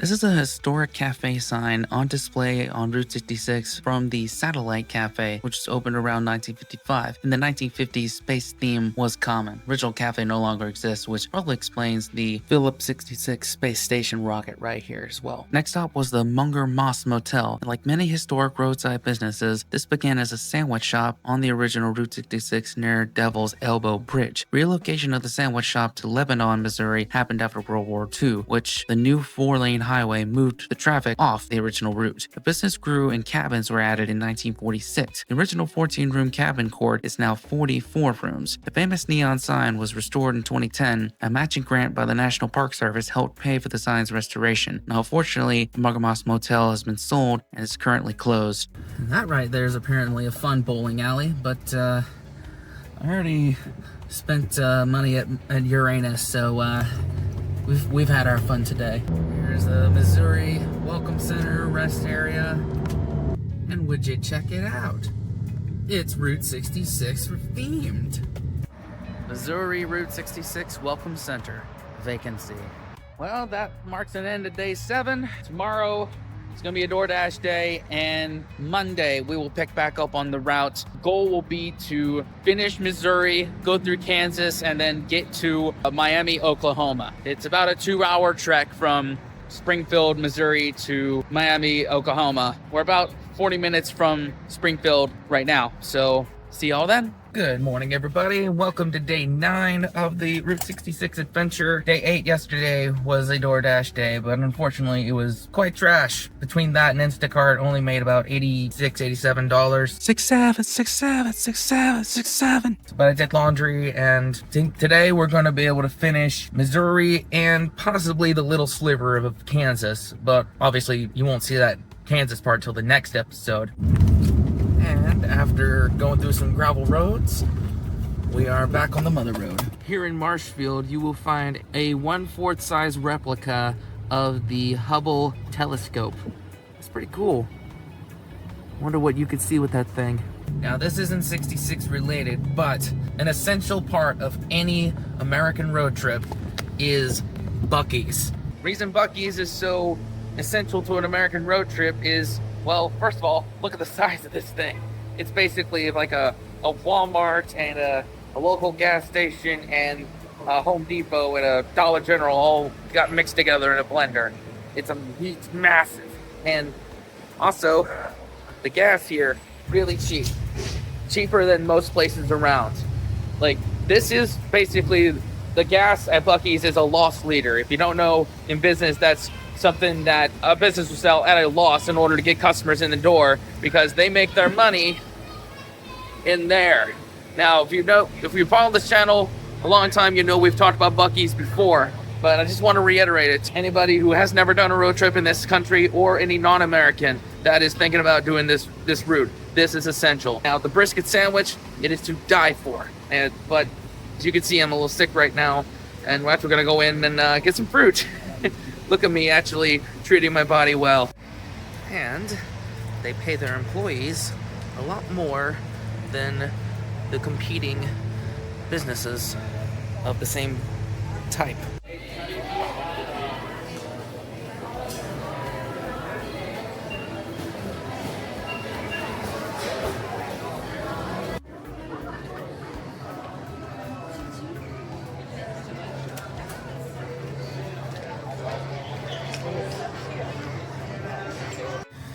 $15 for a drink, some fruit cup, and some beef jerky. Might seem a little steep, but you know, it's a tradition of an American road trip. The downsides of Buc-ee's is that even though they're 24 hours, they don't allow overnight parking, which is kind of a bummer.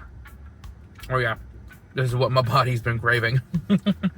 But also their jerky is like, it's some of the best in the game, so it's totally worth it to get some, even though I could get more of this better value at Walmart. It's not as good. This Steak and Shake was opened in 1962 and in 2017 was added to the national list of historic places. Won't stop in there today because I'm a little sick to be able to enjoy a steak burger and a shake, but I do want to try their beef tallow fries. They've been getting some rave reviews. What mural count is this? I don't even know. I've lost count at this point. The birthplace of Route 66. The historic Gillios Theater was built by Emmy Gillios of Monet, Missouri. Gillios was a bridge builder by trade, which is why this theater was built with steel and concrete. It opened on October 11th, 1926. Its last show was in 1980. Today, the restored theater is mostly a concert venue. So I talk to my mom every day, just text back and forth, just let her know what my plans are, and I mentioned that my next stops are Kansas and Oklahoma. She said that it's a good thing that I'm not doing this in spring because it's tornado season in Oklahoma then. And yeah, and I said I agreed, but it would be like if I tried to do like Florida right now in the fall, aka hurricane season. Not good. On 66. Is $40 per adult. That's before taxes and fees, so I'm gonna skip it because it's just not something that I can justify that I'm interested in. Forgot to mention the significance of this Bass Pro Shops is that it is basically the flagship Bass Pro Shops location, basically Johnny Morris's backyard. Also, real ball knowers know when I did that Garth Brooks limited series box set review on my music channel, when I went to that Bass Pro Shops to pick it up, I also picked up this shirt there.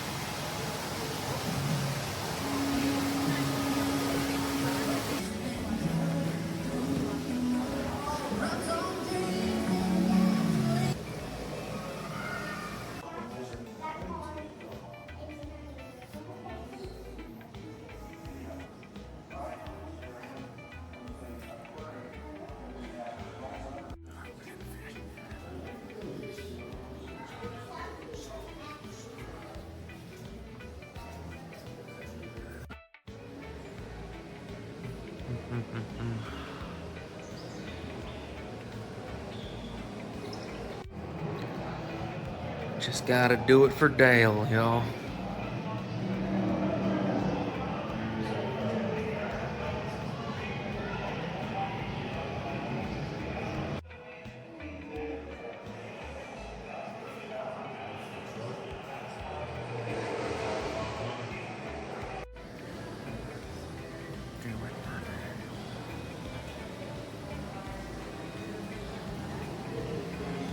Now, a typical phrase that you hear a lot with how to deal with bears: if it's brown, lay down; if it's black, fight back; if it's white, say goodnight.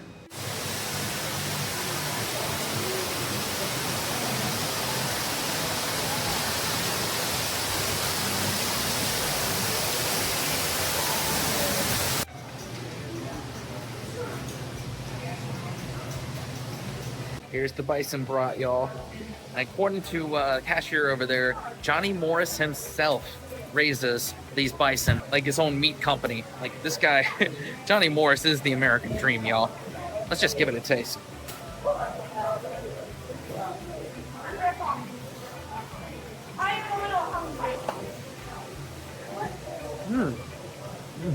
It's definitely like a leaner meat, like beef, I'd say. On its own, it's like, it's all right. Double need some mustard, don't. I give it 7.5 out of 10. Want to buy some bison? Here's the prices.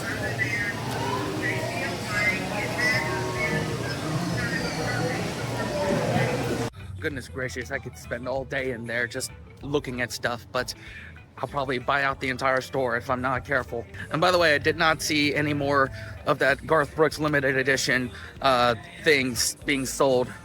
In fact, I saw a comment on that video over on the music channel that apparently somebody bought it at Ollie's for like $3. Damn it. Right there's the Route 66 Car Museum and Gift Shop, but we're not going to be stopping there because the tickets are a bit pricey. Fresh buzzard eggs for sale. Too bad I just had some bison meat. We could do more exotic meats on this route, but oh well.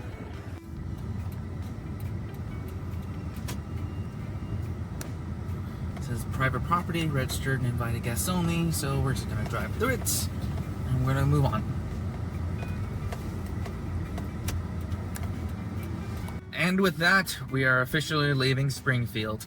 I've been through 2 Springfields, and I haven't even ran into Homer, Marge, Bart, Lisa, or heck, even Moe. I'd even take Mr. Burns at this point.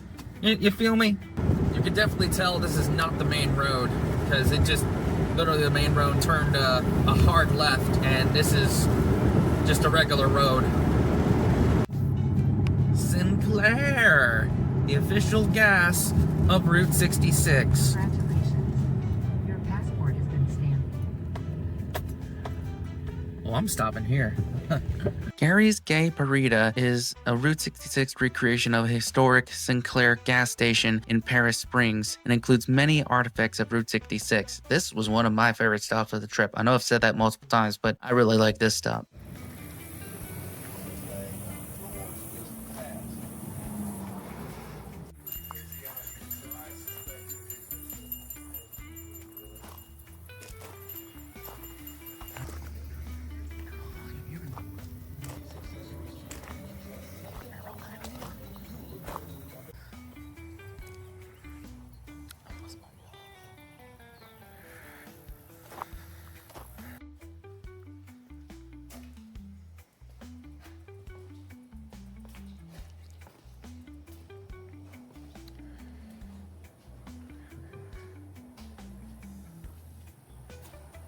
Man, that was a super cool place.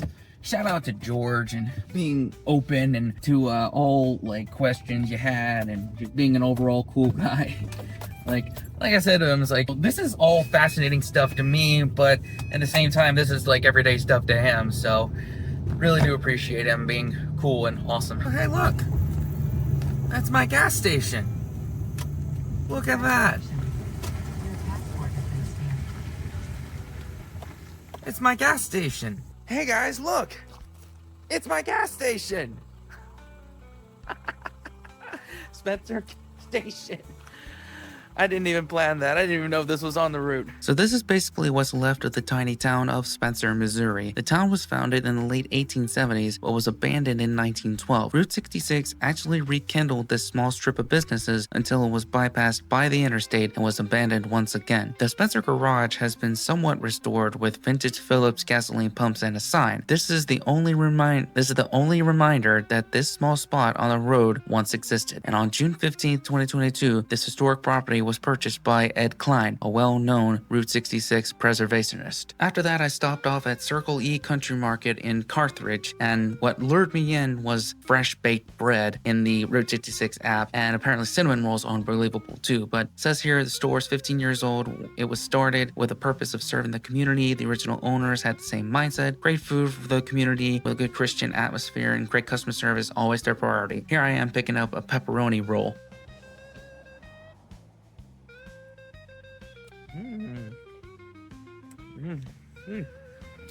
Oh, heck yeah. I know. I already had my DM for today. On the 66 app, it said they had fresh baked bread, and that's how you can lure me into any van, is fresh baked bread. So, worth it. 9.3 out of 10. Next stop was Red Oak 2, Missouri in Carthage. Lowell Davis, who grew up in Red Oak, Missouri in the 1930s, wanted to save a little of that simpler life. In 1987, he began buying the homes and businesses from Red Oak and moved them 23 miles away to his farm. Davis restored the structures from his childhood and arranged them into what is now known as Red Oak 2. Red Oak 2 consists of stores, a historic Phillips 66 filling station, a blacksmith shop, and many other structures and features. Foxfire Farm. No wonder his wife left him. Looks kind of like Mater. Kind of like Cub Mater, but without the cub. I don't know how many times I've said that this trip. The historic Boots Court Motel in Carthage was built in 1939 by Arthur Boots. This famous Art Deco streamlined modern building was saved from demolition and is in the process of being restored to its 1949 glory. The neon sign has also been restored in 2016. At night, the neon glow of the sign as well as around the top of the building is unmistakable and a wonderful photo opportunity. Right there is Pancake Hut. Now, I looked and they actually do have some reasonable prices, like $5 for a regular sized breakfast, $14 for like a huge breakfast. But unfortunately, we already ate, so we're gonna move on. Oh no, all this rain, they got Mater. No, not Mater. Nice little ice cream stop along the route. Nice little display over there. Very Route 66.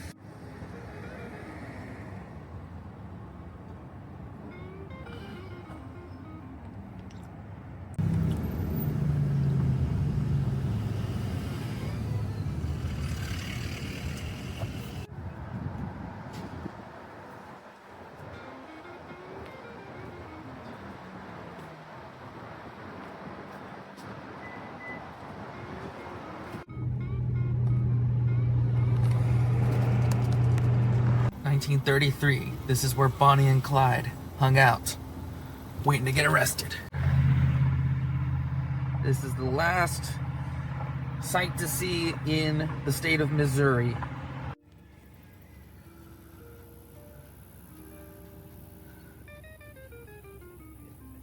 The Yellow Brick Road. Follow the Yellow Brick Road. All right, shout out Mark over at that bar over there, taking that picture over at the Yellow Brick Road. That was awesome. And apparently he's also from Roxborough, like around where I grew up in North Carolina. So that's awesome.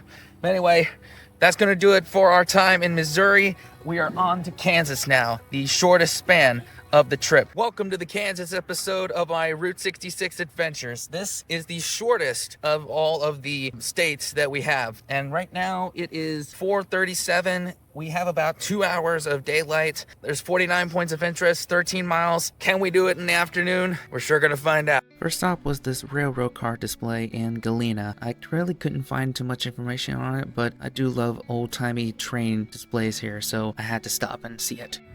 Man, Thomas's friend has seen some better days. Now here's the part where I totally pretend I did not stage it to where I set up my phone to make it seem like I'm just driving through this sign here. So just go with me on it, all right? Hopefully that stays up.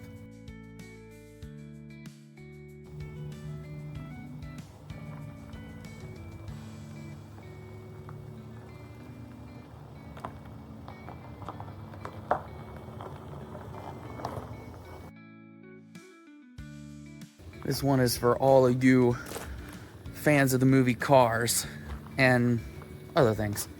Like, here's Dorothy. And Fillmore. And Mater, Lightning, McQueen. And of course, it's Luigi's pit stop. Pit stop! There's the sheriff. Anybody want to go tractor tipping? Huh? Man, Lightning, we need you in the Piston Cup now. These next gens are quite boring. Pay no attention to the fact that I totally just almost tripped and fell and almost busted my face. Whoa. Oh my. Next stop, naturally, was Cars on the Route in Galena. This is the old Route 66 garage where both John Lasseter and Joe Ranth of Pixar saw a rusty old tow truck that inspired the character Tow Mater from Cars. This is a must-stop for anybody who loves the Disney Cars movies. You'll find a few of the characters here just waiting for a photo with you and the kids. I think this is our first mural of Will Rogers. I mean, Route 66 is affectionately known as the Will Rogers Memorial Highway. This was part of the Howard Happy Litch Park, a modern park. It's home to the Will Rogers Highway marker and a relocated 1952 marker that you just saw that dedicated Route 66 as the Will Rogers Highway. It was originally located on the 1940s alignment of Route 66 at the Kansas-Missouri border. Next door was the Gearhead Curios. It was a 1939 Texas filling station point of interest. On the side of the building is the tag flag, an American flag made of license plates. In addition, Doc from the movie Cars is on display. First mural of Kansas here. It's a beaut. Two places I did not end up going to because they were closed when I went through were both the Galena Mining and Historical Museum and Sweet Creek Diner and Bakery. They both looked really good, but unfortunately the timing just didn't work out. If you've been to either of these places, let me know how they are in the comments below.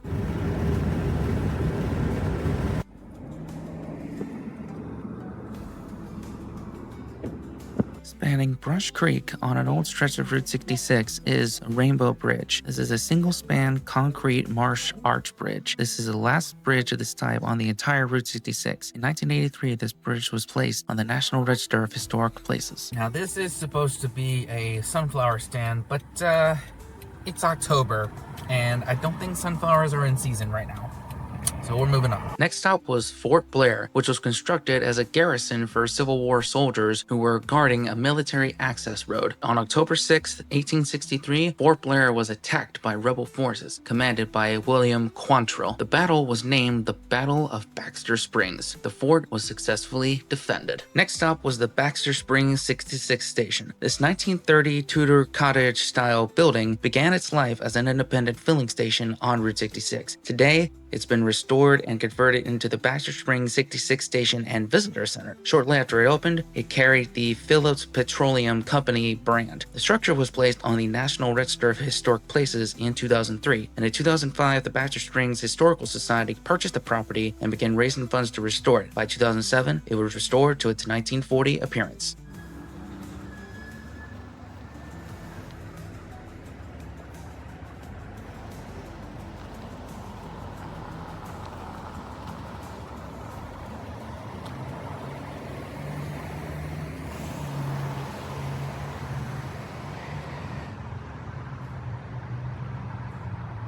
You could find several Route 66 icons surrounding the buildings of both Baxter's Trading Post in both the front and the back of the building, as well as next door at Bricks and Brews. Apparently they have really good fire oven pizza as well. A little pricey, out of my range, but it is there if you are interested. This was a personal highlight for me, was Monarch Pharmacy and Soda Fountain, which was the last stop on the Kansas part. A modern twist on vintage soda fountains found all across America in the 40s, 50s, and 60s. Plus has two beautiful Coca-Cola murals located on each side of the building. Check that out. Oh my god, shout out to Kelly.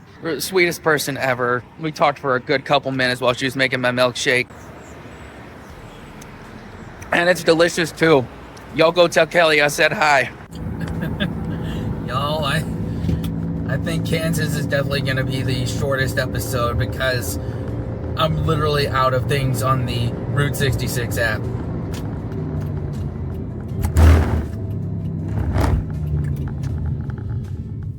And that's literally the Oklahoma state line. Well, just like that, we're done with Kansas.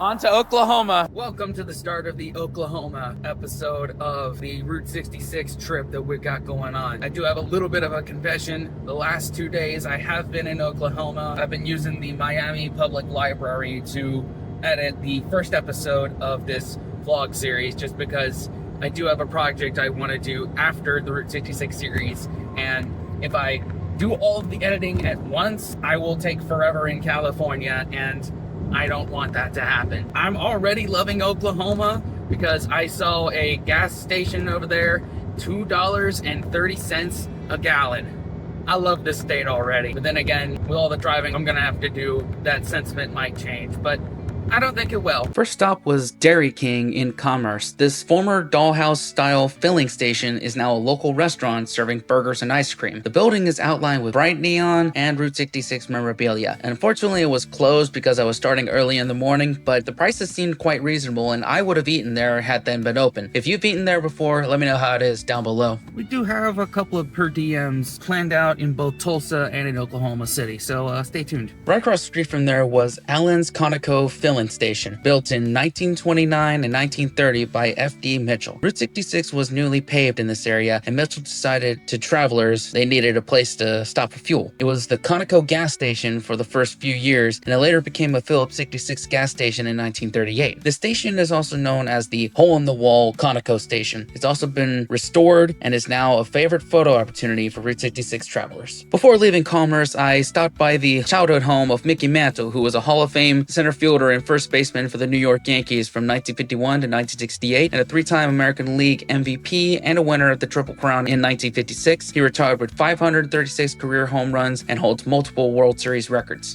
This is where I'm going to be talking about the Miami Nation, for those confused about why it's not Miami, Florida. Next up was Wayland's Cuckoo Burger, which is a fast food restaurant located on Route 66 in Miami, Oklahoma, the last remaining location of the original Cuckoo chain, which once had 200 restaurants in the Midwest during the 1950s and 60s. Diner is known for its classic 1960s cuckoo clock-themed architecture. The original cuckoo birds on top of the building would chime every single hour. So you could say that this place is like the anti-Chick-fil-A. Instead of a chicken restaurant that has cows as their mascot, it's a burger restaurant with chickens as their mascot. Shout out to the Miami Public Library for letting me camp out there the last 2 days and edit the first vlog. They're probably sick of seeing my ass, so we're not gonna spend too much time here anyway. Next stop down the road was the Coleman Theater, which opened on April 18th, 1929. Ticket price was only $1, and it opened to a full house of 1,600. The building exterior is a Spanish colonial mission style. Inside is in the style of Louis XV. The historic vaudeville theater also had the only 1928 built Wurlitzer organ that still remains in its original home. It was purchased at the cost of $35,000 in 1929. Quick note about the gateway sign here. In 2012, the Miami, Oklahoma gateway sign was officially dedicated. It was designed by local artist Jessica Stout. This sign replaces the original Miami gateway sign, which was dismantled decades ago and was designed to welcome travelers arriving by rail. This new sign welcomes visitors traveling Route 66. Chat, I think this is gonna be the majority of Oklahoma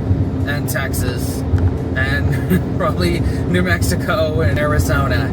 Well, probably not Arizona, but probably just to New Mexico. Next major stop was in Afton at the Cross Star Museum. This unique museum is one large collection of automotive items, vehicles, hand-created displays, and much more. It includes a motorcycle made completely of wood, a John Deere car, and Route 66 memorabilia covering all 8 states. This museum is a continuous work in progress and is the more family-friendly continuous work in progress museum that I encountered in Oklahoma. Once we get to the line, you'll find a not as family-friendly work-in-progress museum. Well, you'll see what I mean. Just stick around to the end. Man, this place is super cool.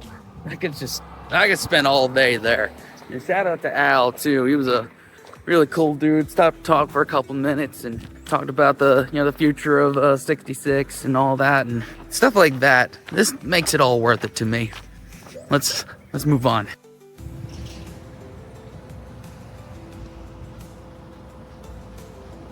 Next stop in Chelsea was Ed Galloway's Totem Pole Park, which is a 14-acre park that consists of 11 unique structures, including the world's largest concrete totem pole. The massive totem pole is made of 6 tons of steel, 28 tons of concrete, and 100 tons of rock and sand. Its construction was completed in 1948. The totem pole is 90 feet tall and 30 feet wide at the base. I also briefly stopped in and saw some of Ed Galloway's woodworking, like some old fiddles that he made. It was really great to see what he could do with his hands and make out of wood. Ah, man, I love stories like that. Shout out to Miss Annie there, taking some time to talk a little bit about the man himself. Here we are, the Will Rogers Memorial Museum. $10 to get in. Let's go. This ended up being one of the personal highlights of the trip for me, learning so much about Will Rogers, and not only as an entertainer, but as a world explorer. If you don't know who Will Rogers is, he is a vaudeville performer, film actor, syndicated columnist, and radio personality, one of most America's most beloved and highest paid public figures. He was born on a Cherokee Nation in what is now Oklahoma. He himself is part Cherokee and grew up on a ranch. He started his entertainment career as a trick roper in Wild West shows all around the world, which led to a successful successful vaudeville act. His roping skills and down-to-earth humor earned him a spot in the prestigious Zeitgeist Follies on Broadway in 1916. Rogers was famous for his cowboy philosopher persona and folksy, nonpartisan humor. He often would begin his routines with the line, "All I know is what I read in the papers," before delivering witty commentary on the day's events. His political humor was gentle and widely acclaimed. One of his famous sayings is, "I never met a man I didn't like." He wrote more than 4,000 nationally syndicated newspaper columns and books of his commentary. Rogers starred in 71 films, transitioning seamlessly from silent films to talkies. He also became a star of the new medium of radio, with his popular weekly show sponsored by the Gulf Oil Company. Rogers died in 1935 at age 55 in a plane crash in Alaska while flying with aviator Wiley Post. His death sparked national mourning. A state historic park in California and a memorial museum in his hometown of Claremore, Oklahoma preserve his legacy. He was also memorialized through the naming of historic Route 66 as the Will Rogers Highway. Hearing Will Rogers' stories and his philosophies on life and his travels and all the things he did just makes me hopeful that one day I also can bring my internet cowboy act all around the world and hopefully make it a better place. That was so cool. I gotta admit, I didn't know that much about Will Rogers before going in there. I just knew he was like big on Route 66. Shout out to Chad. Like just explaining the whole thing to me. Will Rogers, man, if he were alive today, he'd be kind of doing what I'm doing. I don't mean to compare myself to him, but at the same time, in a world full of Trumps and Kardashians, be a Will Rogers. And also his story is just a reminder of, what I'm doing here. I'm not chasing quick views. I'm not trying to feed an algorithm. I'm focused on meeting awesome people and telling great stories. That's my main concern. Because I've done the whole chasing views thing, and I don't want to do that anymore. There's no substance to that. There's nothing that will last forever with that. There's no longevity to that. This, I'm hoping, has longevity to it. Sign that we are in the West now is that it's Carl Jr., not Hardee's. The blue whale of Catoosa is one of the most recognizable and photographed icons of all of Route 66. It was built over 2 years, 1970 to 1972, by Hugh S. Davis. It was 20 feet tall and 80 feet long. It's made using metal lathe, pipe, and concrete. Unfortunately, when I got there, it was closed. I think they're renovating the area for the centennial. Oh well, just some bad timing on my part. But hey, I couldn't do Route 66 without stopping at the blue whale of Catoosa. Ladies and gentlemen, boys and girls, welcome to Tulsa.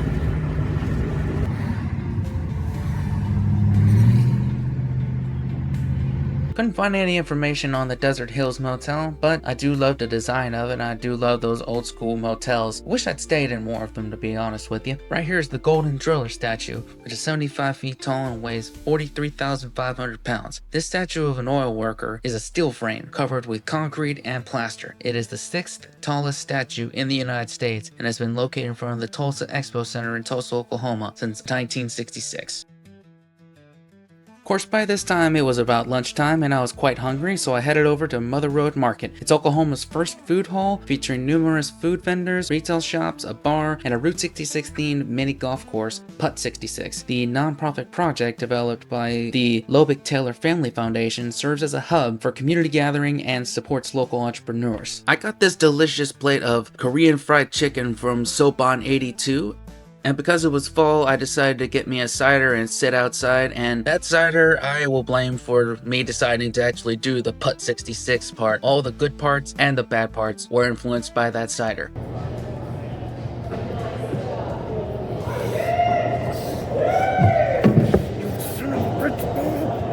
Go in there, hole. It's a good pair of hole. Your hole's right there. Oh man, that was so good. That's a very fun place too. It was funny there when I was playing the golf thing. At the end, there's some kids playing, and it's like, "You're gonna get your ball stuck. It's gonna go away." I'm like, "I'm sorry." Well, I'm like, I don't need the ball after that. It was so cute. Yeah, Mother Road Market. I would definitely go there again. Little pricey, but I love me a good food market. totally worth it to me. Right down the street was Buck Adams Cosmic Curios on 66. This place included a recent Buck Adams Space Cowboy, first of the robots you'll see in Oklahoma's part of Route 66, also a Chef Pig, and a Stella Adam Giant. Of course, you can't pass by Tulsa without visiting the Meadow Gold sign. This large sign for Meadow Gold in Tulsa was constructed in the early 1940s and has two 30-foot by 30-foot bases. At the time, it was the largest neon sign in Tulsa. The building that sported the sign was purchased, and the sign was to be demolished along with the building, but local preservationists and the Tulsa community fought to preserve the historic sign. It was donated to the Tulsa Foundation for Architecture and soon was carefully dismantled. A small building was erected at the current location, which is only a mile west of the sign's original location. The pavilion-style building proudly holds the Meadow Gold sign today. This was my final stop on the Tulsa part of Route 66, which was the Route 66 Historical Village. This open-air museum includes a fully restored Frisco 4500 steam engine, passenger car, and a caboose. The 190-foot oil derrick stands on the site of the first oil strike in Tulsa on June 25th, 1901.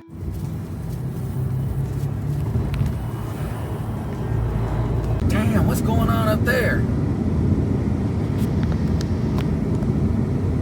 They got these two. Oh my god, here we go. Here we go. Okay. Okay. Golly. Okay, I'm gonna turn my lights on. Apparently it's loose gravel. It's not like, you know, actual dust. God damn. Woo. Golly. First stop in Sapulpa was Happy Burger, which is the oldest restaurant in Sapulpa, Oklahoma, and a Route 66 business since 1957. I did look online. It does seem like they have very reasonable prices, but unfortunately I had already ate lunch, so I just stopped for a quick video opportunity. Next stop was the Tulsa Sapulpa Union Railway Company Museum. The railway is a small Oklahoma short-line railway that operates between Sapulpa and Tulsa, Oklahoma. It is one of Oklahoma's oldest operating railroads with origins dating back to 1907.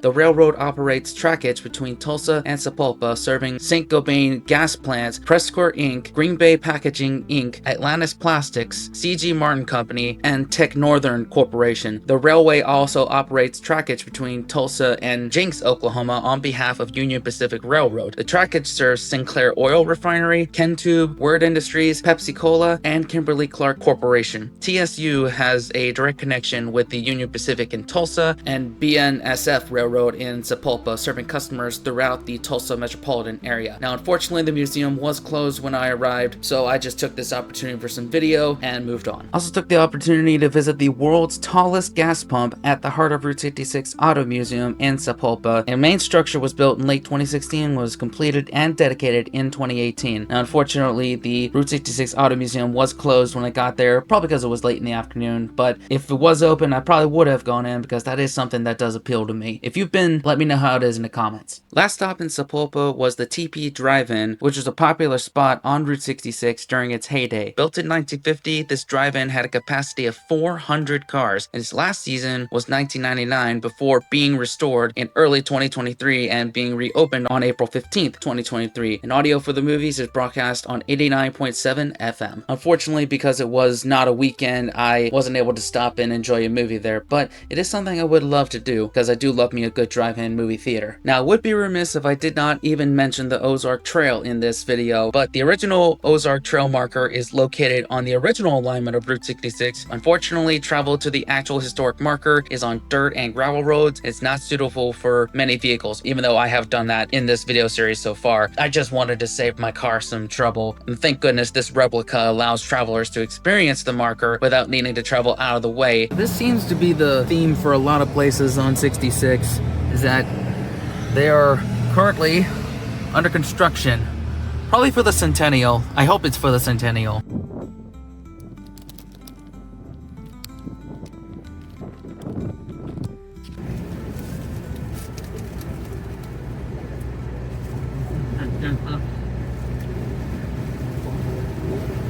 Diabetes. Fair warning, occasionally there will be construction happening, so you will have to sometimes Fowler Road. Yeah, take detours.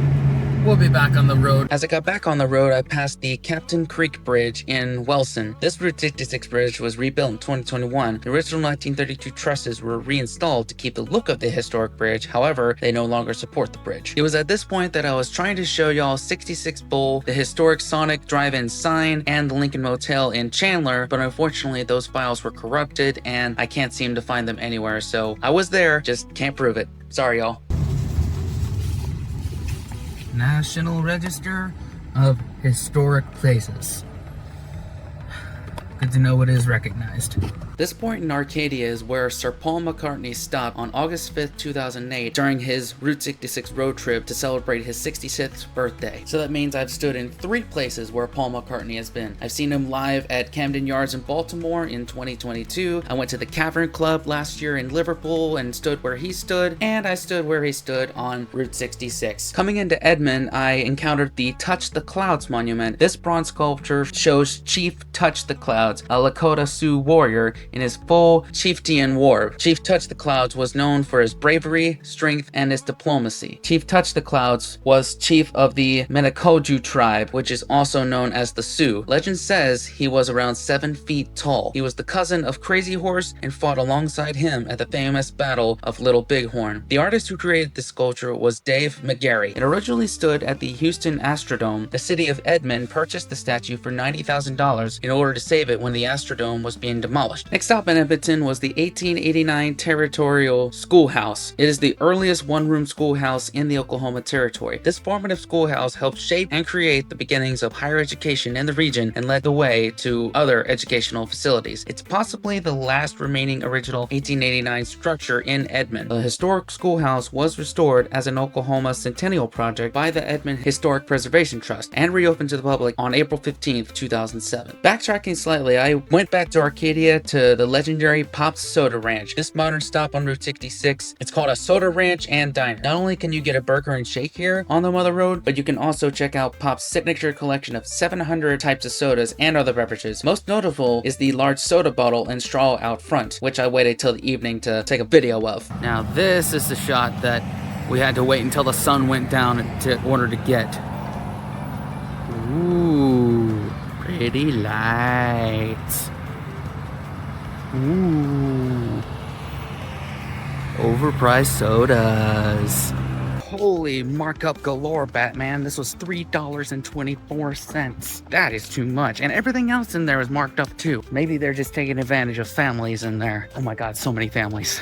Reminded me to pick up some condoms. Overlander does say that this is a good place to sleep for the night. Should probably taste this too. Ooh. Man, it's okay. I'm getting mostly sugar. I'm not getting good root beer flavor. Like I can tell like good root beer when I taste it. And this is just a power quart of sugar. I get a 4 out of 10. I'm still gonna drink it though. I paid too much for it. Well, that concludes the first part of Oklahoma. Concludes day 12 of me being out here doing Route 66. Good morning, everybody. Welcome to day 16 of my Route 66 adventures. Still in Edmond, Oklahoma. I spent the last 3 days not doing any exploring. Friday and Saturday did DoorDash and Instacart. Sunday did editing. I was going to do some more editing today in the Edmond library, but apparently the kids are out of school right now and there's a lot more kids in there, so it's kind of making voiceovers impossible. So we're actually going to finish out Oklahoma today. There we go. Back on the route. Not sure if y'all can hear that or not, but man, something that I'm definitely not used to is all this wind just blowing everywhere. I mean, this is the flat part of the US, so I guess we're gonna be dealing with that a lot. It just made handling my car a lot more difficult. See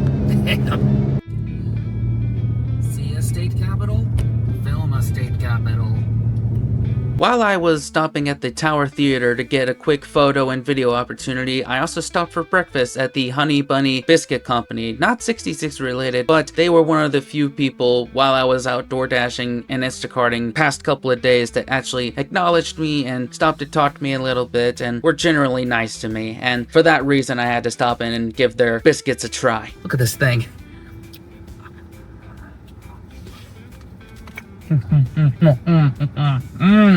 Oh my gosh, that's the perfect biscuit, buttery, soft, flaky. Eggs perfectly cooked, bacon, crispy cheese. This is the perfect bacon, egg, and cheese biscuit. 9.2 out of 10. And sweet tea. This is one of those you actually taste tea in there. It's not just a power quart of sugar. Honey Bunny biscuit, give them a try. Seriously, worth it. People say that the robots were already coming for us. This is proof right here. It's not just a recent thing, they've already come for us. The Gold Dome in Oklahoma City is a geodesic dome and landmark on Route 66. It was built by the Citizens State Bank in 1958 and was the 5th geodesic dome constructed in the world. The design was created by futurist and architect Buckminster Fuller. It consists of 625 panels and spans a diameter of 145 feet. Inside, the dome is nearly 27,000 square feet. Just up the road is Milk Bottle Grocery, which is a tiny building located on a small island block among the streets. It was built in 1930, the large metal milk bottle is on top of the building, and that was added in 1948. The building is triangular in shape, which is due to the layout of the streets of Oklahoma City. Its shape earned it the nickname Triangle Grocery. It sits on the original alignment of Route 66, aka Classen Boulevard. And anybody want to go take a swim in Oklahoma? Huh? Yeah, I didn't think so. Yukon's best flour. God bless them. I consume their product on a very regular basis. Most of us do. Even the gluten intolerant people. Which I don't believe in gluten intolerance. It just makes you fart more. And farts are fun. Farts are shit without the mess. Golly. That has to be one of my favorite murals so far. I'm gonna stay a couple more seconds on this one. That way y'all can admire it too. As I cross over into El Reno on the Route 66/Route 81 bridge, I will say coming up is one of the top 3 culinary experiences I had on this entire trip. This is Sid's Diner in El Reno, which keeps the spirit of the original onion burger alive today. According to George Mott's, El Reno sits within the American Burger Belt, which reaches from Texas to Wisconsin and where traditional American burgers were created. The onion burger was created in El Reno by Homer and Ross Davis, father and son duo, at their restaurant Hamburger Inn near the intersection of Route 66 and Route 81 as a way to stretch ground beef with less expensive onions to feed railroad workers during the Great Railroad Strike of 1922 and became further popularized during the Great Depression. The Davises named it the Depression Burger and it sold 5 cents. The dish spread throughout western Oklahoma. And Sid's Diner keeps that original recipe as well as the Route 66 spirit alive and well today. This diner is a popular stop for travelers. It's also been featured on television shows like Man vs. Food. All of the staff is very nice in there, so down to earth and willing to talk to you. And of course, the food absolutely slaps. I got a regular 1/4 pound onion burger, and I had all the condiments on it as well as a half order of fries and a peanut butter shake here. Y'all, this is one for the ages. I would eat there almost every week if I could. Oh, I'm stuffed. I ain't had a burger till I had that one. All others have just been imitation until what I had there. Totally worth taking a break from dashing and karting. Hey, it's me from the future. You could tell that I filmed that on a different day, right? When I was outdoor dashing and took a little bit of a break and decided to give that a try that way because it was closed on Sunday. That way I could actually get it in. Cool? Yeah. Glad you noticed. Anyway, back to the video. If it doesn't seem like that there's much to be filmed in the later part of the Oklahoma episode, this is what most of the drive is. Just being honest. And it's probably gonna be that way until we get out to California.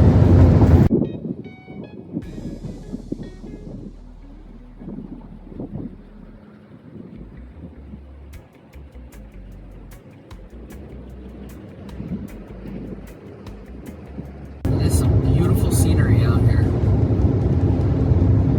All this driving, it definitely is a nice view. See an old gas station?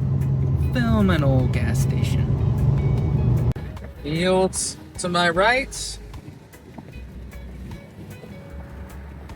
Wind turbines to my left. And also cattle. Cattle and wind turbines. In Hydro, I stopped at Lucille's historic gas station. This building is the original Lucille station. It was built in 1927 on Route 66. Lucille and Carl Hammonds purchased the station and motel courts in 1941. The building itself has living quarters on the second floor. Unfortunately, the interstate was the death of Lucille's at this location. And in 2006, the new Lucille's Roadhouse opened just a few miles west of this original location and is going strong today. Trucks like these are like very nostalgic to me. My dad and my grandfather restored one time. I remember riding around it as a kid whenever my dad was around. It's one of the few actual good memories I have with him. So trucks like these are very nostalgic and hold a special place in my heart. You'll also notice that this particular part of 66, there's not as many points of interest, but there's more driving. I did pass by Weatherford, which is where the Stafford Air and Space Museum is. I'm pretty sure it's a nice museum, but it was a bit pricey, out of my price range, so I had to give it a miss.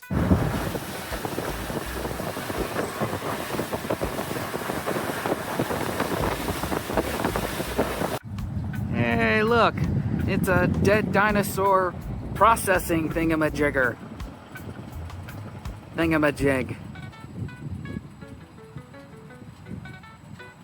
You know, nothing says old-time Americana like something with flamingo on it.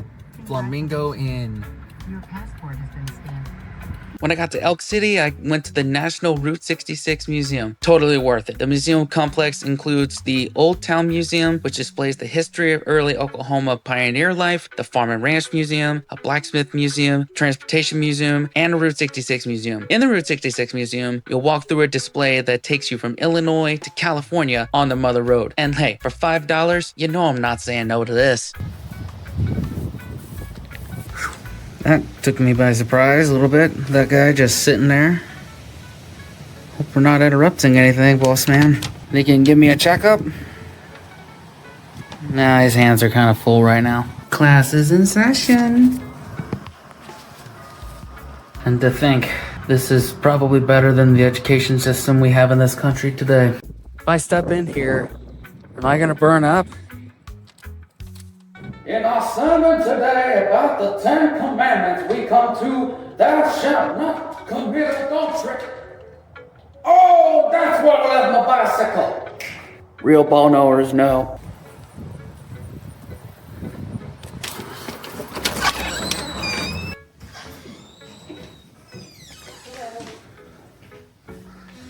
Hey, look. An ancient iPhone. Well, wait a minute. Where's the camera? Where's the TikTok on it? Huh. Hope I didn't pay too much for that.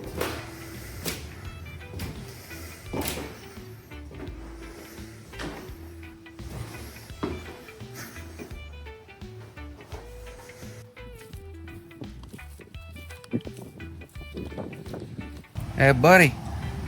Why a long face? Are you in training? God, this train is taking forever to get here. And there ain't no vending machine, there ain't no Wi-Fi around here, no nothing. Wait a minute. Oh shit, I bought the wrong ticket! Oh my god! Don't have a cow, man. We're just going into the livery stable. Hold your horses, man. Oh wait, they're right there. Ancient Amazon. Guess they didn't have 2-day guaranteed delivery back then, huh? Let's see if we can come in here and get us an old-fashioned sody pop. Get up. Man, this is creepy as hell in here. Man, what kind of bullshit convenience store doesn't even sell Monster Energy? Like, where's the energy at? They said they have this Coca-Cola with something that'll perk me up, but that don't do it for me these days. Hello, sir. I'm here to pick up an Instacart order for a Merriam-Webster. You don't even know what Instacart is? Okay, I'll unassign the batch. Never mind. Now, this is what you call a drugstore back in the day, because they actually considered Coca-Cola a medicine back then. $8.99 for 22 gallons, 40 cents a gallon? Come on, man. That's a good prices. Where's the EV charger though? Do we not have those here? Farmers.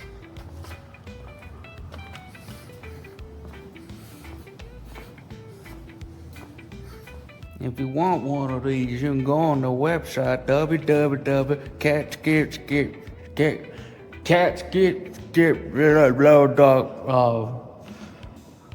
Oh man, I can't talk this morning. If you get that reference, we could be friends.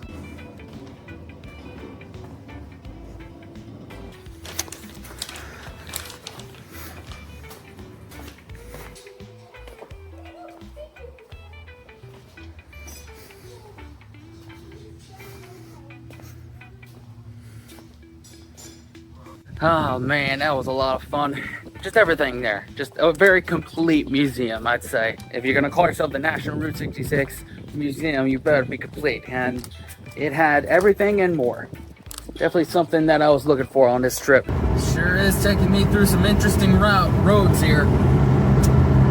Hey, that's the old 66 for you. This right here is me just vibing out. Windows down, pedal to the metal. The collar of my shirt is up because of the wind. Well, we're having the best time ever! Route 66, baby! Woo! Yeah! Woo! Ah, that non-ethanol gas is making our purr, baby! Stopping momentarily to give Nessie a little bit of break from that Dale Earnhardt moment and video some windmills. Yeah. I did it for Bob Waldmeyer, I did it for Will Rogers, and I did it for Dale. I'm a man of means by no means, king of the road. This kid riding on a bike just caught me doing that little Roger Miller deal, and I think he subscribed to my channel, so whoever that was, sorry I didn't catch your name. I haven't had anybody come up to me and ask that, so I didn't think to catch your name, so I'm sorry, bud. But it was nice meeting you. I almost missed this, and I'm glad that I backtracked and came here to Sandhills Curiosity Shop, because this ended up being the absolute highlight of the trip for me. The Sandhills Curiosity Shop is one of the most unique stops along Route 66. Harley provides an adult-themed musical experience. The shop is full of historic road signs, advertisements, and more. All the historic and interesting items that are packed within this shop are for display only, and nothing's actually for sale. Instead, Harley wants you to enjoy your experience with a little entertainment and a one-of-a-kind photo opportunity. And the Sandhills Curiosity Shop is one of the 3 historic Route 66 attractions that inspired the Radiator Springs Curio Shop in the Disney movie Cars. Fair warning, the show by Harley contains adult language and adult themes. The shop is also filled with heaping ashtrays and half-empty bottles of whiskey. This is not for children. Harley did rope me into jamming with him a little bit, which was why it's one of the highlights of the trip for me. Here's a little bit of it right now. Oh. Yeah, you can post that on YouTube. Oh, I appreciate Probably it. get 2 million views at least. Y'all hear that? Okay. We're getting 2 million views on I'll this. tell you for sure, we've got the wild man in here today from North Carolina. He's gonna pick and grin for a minute. Yes, sir. Yeah. What's your name? Spencer. Spencer? I'll tell you for sure. Don't leave us in suspense any longer. The sun is out and now is a good time to be young and in your prime down on Main Street. 'Cause there's so many things we can give. We've only got one life to live. The first day of your life, you decide if it's today. There's no time in the day for anything in your dreams way.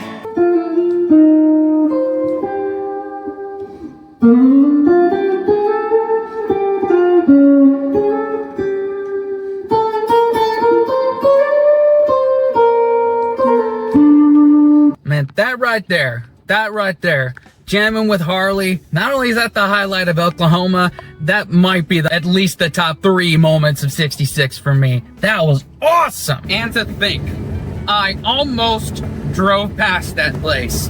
I almost gave it a miss. Can you imagine if I had just driven right past? Like, that would not have gone. I would have kicked myself the rest of my life. That, yes! Bad news, guys. The video got a copyright strike because of the music. They put me in jail. No, I'm just kidding. That didn't happen because I put it on my music channel, Spencer Joyce Music. Check it out. It's linked in the end card of this video because just like that, we have completed Oklahoma and the next stop is Texas. 4 states down, 4 to go.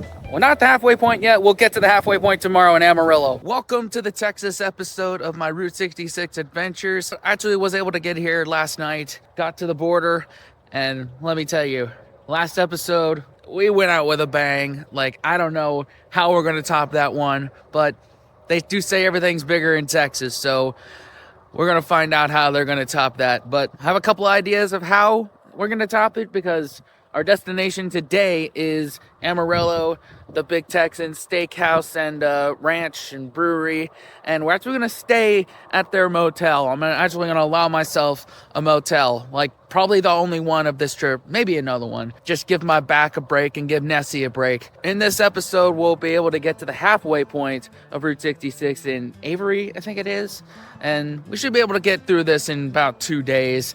2 observations right out the gate.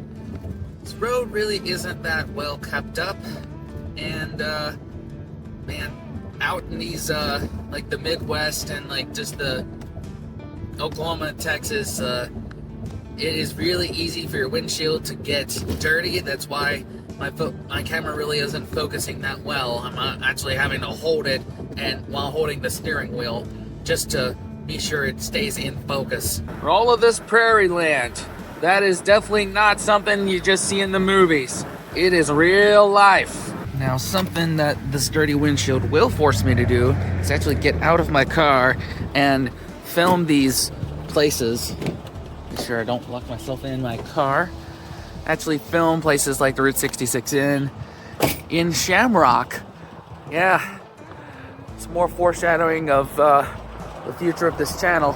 Actually get out and not do the easy way out, which is just to drive through the area of the motel. I can zoom in, which does make my job a little bit easier. Yeah, I couldn't find anything other than that it's a local motel featuring a Route 66 theme. I probably voiced over this anyway, so moving on.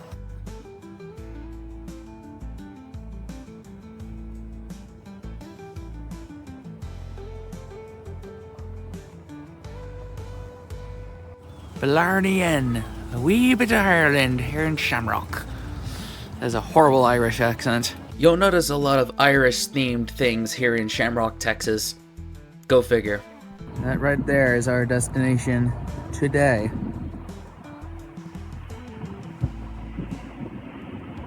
When I was going for a trucking career, many people were asking when I was going to get some cowboy boots. Well, that's about as close as we're gonna get to it. That apparently is a really nice roadside stop on 66. Unfortunately, it's closed right now, so we won't be able to go in and visit, so we're gonna move on. All of my Irish heritage is gonna come out right here.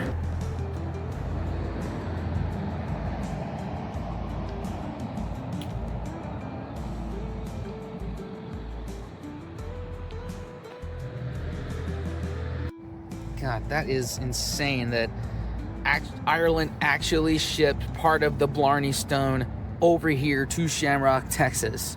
That is insane.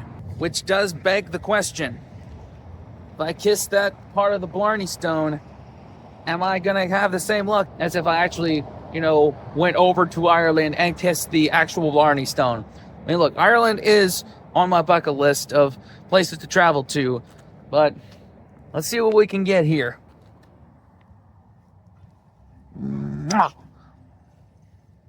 Hopefully something happens. Let's see.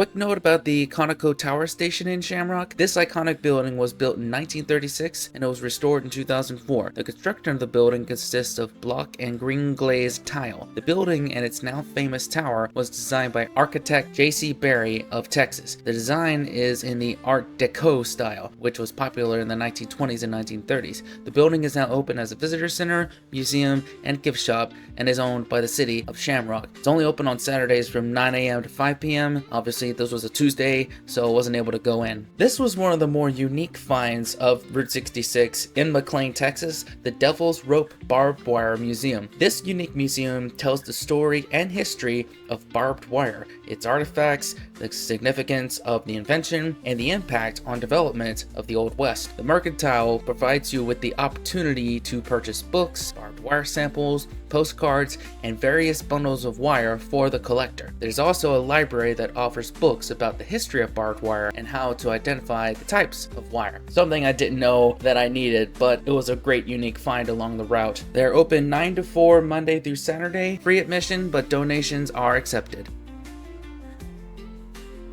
Another fun, free exhibit, although donations are encouraged, that I didn't know I needed. Next stop was this restored Phillips 66 station in McLean. This tiny cottage-style filling station was built in 1927 and is the first Phillips 66 station in Texas. The building was renovated in 1992 and the site is owned and maintained by the Texas Route 66 Association. It's a famous stop along the route and a popular photo opportunity.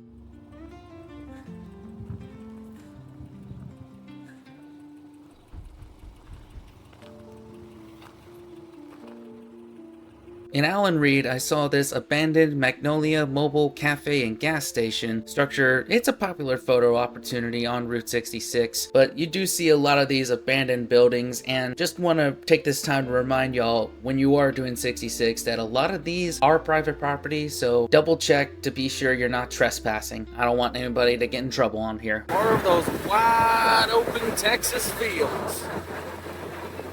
Lone Star State. The Leaning Tower of Texas. Let me see if I can get over on this angle and show the lean a bit better. I mean, I think you could see it from this angle, that it's leaning a bit. This is everybody that's trying to keep the Leaning Tower up. I don't think I can hold it much longer. This very unique find in Panhandle, Texas is the Peace Field. It's an interpretive site that combines artworks of peace, faith, and patriotism. Very unique Route 66 attraction. And while I'm not going to get into my own personal beliefs on here because who needs to hear that, this area pretty much encapsulates them all. If you saw these out of context, you would think that I was leaning to one side or the other, but neither one is true. Before I go off on the rails on any of that, let's just move on. Now, this is not the Cadillac Ranch. This is the new Slug Bug Ranch, which work began on it in April of 2024 to create the attraction. It was open to the public in June of 2024. It's pretty much what you'll expect at the Cadillac Ranch in just a couple of minutes. Next stop was the Helium Centennial Time Columns Monument that was erected in Amarillo during 1968 to commemorate the 100th anniversary of the discovery of helium. Amarillo was selected for its central role in the U.S. government's strategic helium reserve and the gas production from the Cliffside gas field beginning in 1927. The Bureau of Mines placed the Amarillo helium plant in operation in 1929 and has maintained its headquarters for the Federal Helium Program in Amarillo. In 1982, the Helium Monument was airlifted by helicopter from I-40 and Nelson to its current site at the Don Harrington Discovery Center. Now, of course, no trip on Route 66 through Texas would be complete without a visit to the Cadillac Ranch. Here we are. Here is the Cadillac Ranch. I feel like when I announced that I was doing Route 66, many people were anticipating this particular site here, so couldn't go 66 without it. Usually I've been trying to be frugal throughout this whole trip, but $7.50 for a can of spray paint, especially since I don't really use it often, I think it'll be worth it for this display here. I was trying to open this thing and the lid came off of it and I accidentally sprayed myself. I'm an idiot. Whatever. Cadillac Ranch is one of the most iconic attractions on Route 66. It's actually a public art sculpture created in 1974 by Chip Lord, Hudson Marquez, and Doug Mitchells. These three artists were part of an art group called Ant Farm. The Cadillac Ranch was originally located in a wheat field. In 1997, the art was moved 2 miles west to its current location. While this is private property, walking up to the display is totally allowed. The Cadillacs sit 700 feet from the road. It's also a bit of a walk from the road to the attraction. If it's raining or damp, it's pure mud in the field. It's best to visit on a dry day if you can. Now, the Cadillac Ranch was used in the Disney movie Cars as the shape of the mountain background of Radiator Springs, known as Cadillac Range. Damn it. That is my attempt to get Spencer Joyce's world. That sucked, but oh well, I made my mark. I tried getting out this stain with a little bit of Tide to go. It may have come out, but at the same time, it's a camo shirt, so it kind of fits in. Anyway, let's head off to the Big Texas Ranch. To all the vegetarians and vegans watching, you might want to skip this part. In fact, I'm going to put the timestamp of where this part ends, and you can skip to that. RJ Bob Lee opened the Big Texas Steak Ranch in Amarillo, Texas in 1960. It sat on Route 66 and soon became famous for great steaks and shopping. It was also famous for the towering cowboy sign. Not too long after the business opened, Bob began offering a free 72-ounce steak to anyone who could eat it in less than an hour. In the early 1970s, the interstate moved the traffic away from Route 66. Bob purchased land next to the interstate and built a new, larger restaurant. The famous sign was moved with the assistance of a helicopter and placed at the new location. In 1976, today, the business includes the famous restaurant, a brewery, a motel designed to look like an Old West Main Street, and a gift shop. For anybody that's wondering, no, I am not going to do the free 72-ounce steak challenge because I actually want to be able to enjoy my meal, and I know for a fact my portion sizes have gotten a lot smaller as I've gotten older, and I know I'm going to fail it. I'm not Adam Richman, I'm not Rain as Crazy, I'm not every other food challenge person that has done this challenge. I can't do it.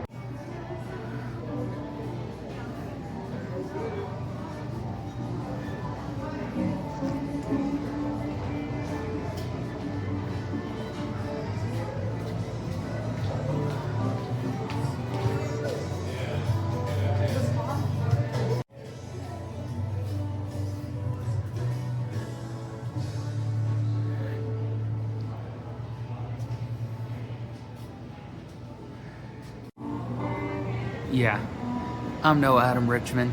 There's no way that I could do what he did. Hell no.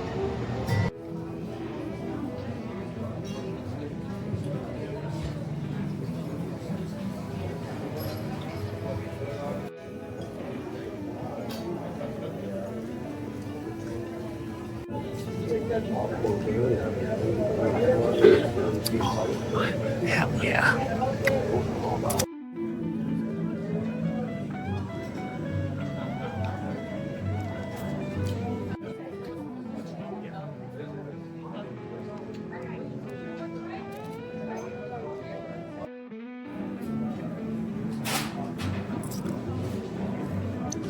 We got Chad all the way from Florida today, attempting the 72-ounce steak challenge. Woohoo! Let's go! He has 1 hour only to eat 72 ounces of steak, a baked potato, a salad, a roll, Thank you. and 3 fried shrimp. If he does not complete this challenge today, he won't go home hungry, but he will owe Texas $72. You are more than welcome to come up and take pictures of this day of the steak. Everybody give it up and eat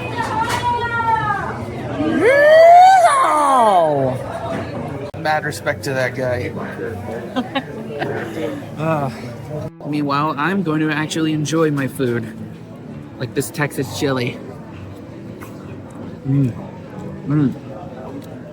Hell yeah. Hell yeah.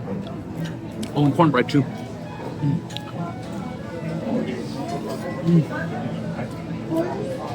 Good thing I'm getting a hotel tonight. Inside that car's not gonna smell good after this.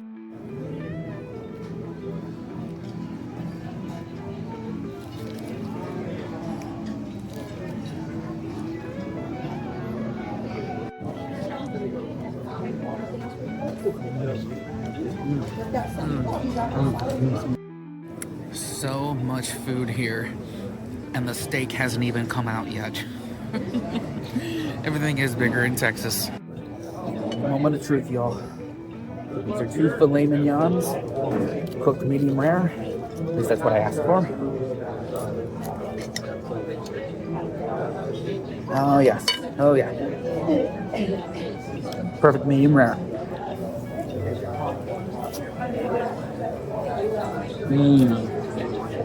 That is everything I wanted.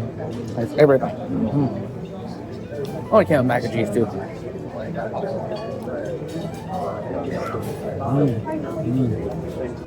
This spread of food right here is everything that I could ever ask for.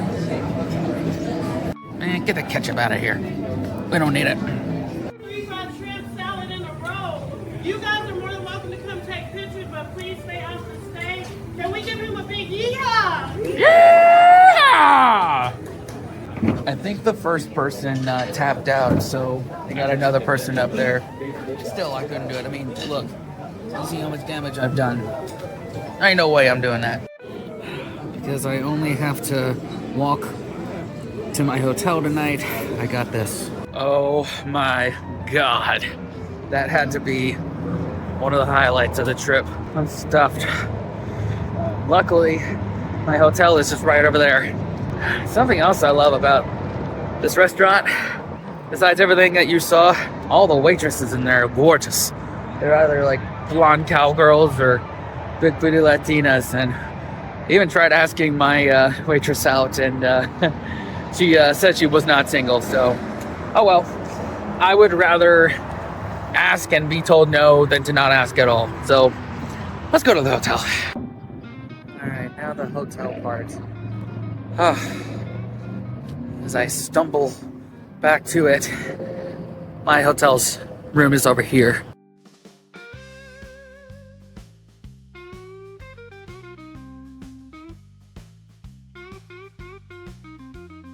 This place does offer keyless entry, which is nice. Wait a couple of seconds. There we go.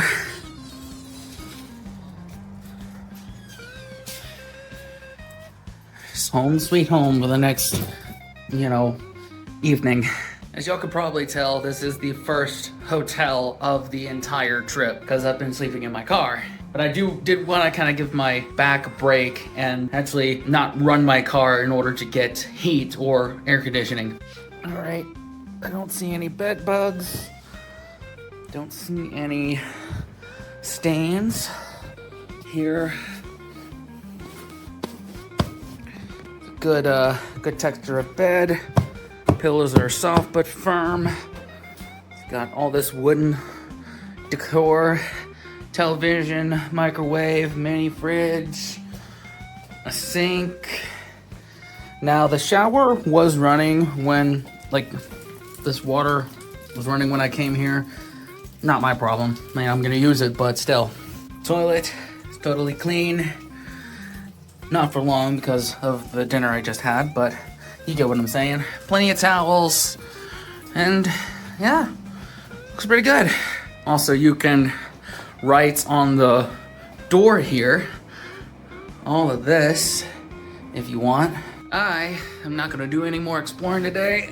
I'm gonna just lay down and take advantage of actually having a bed. I'll see y'all tomorrow for more exploring.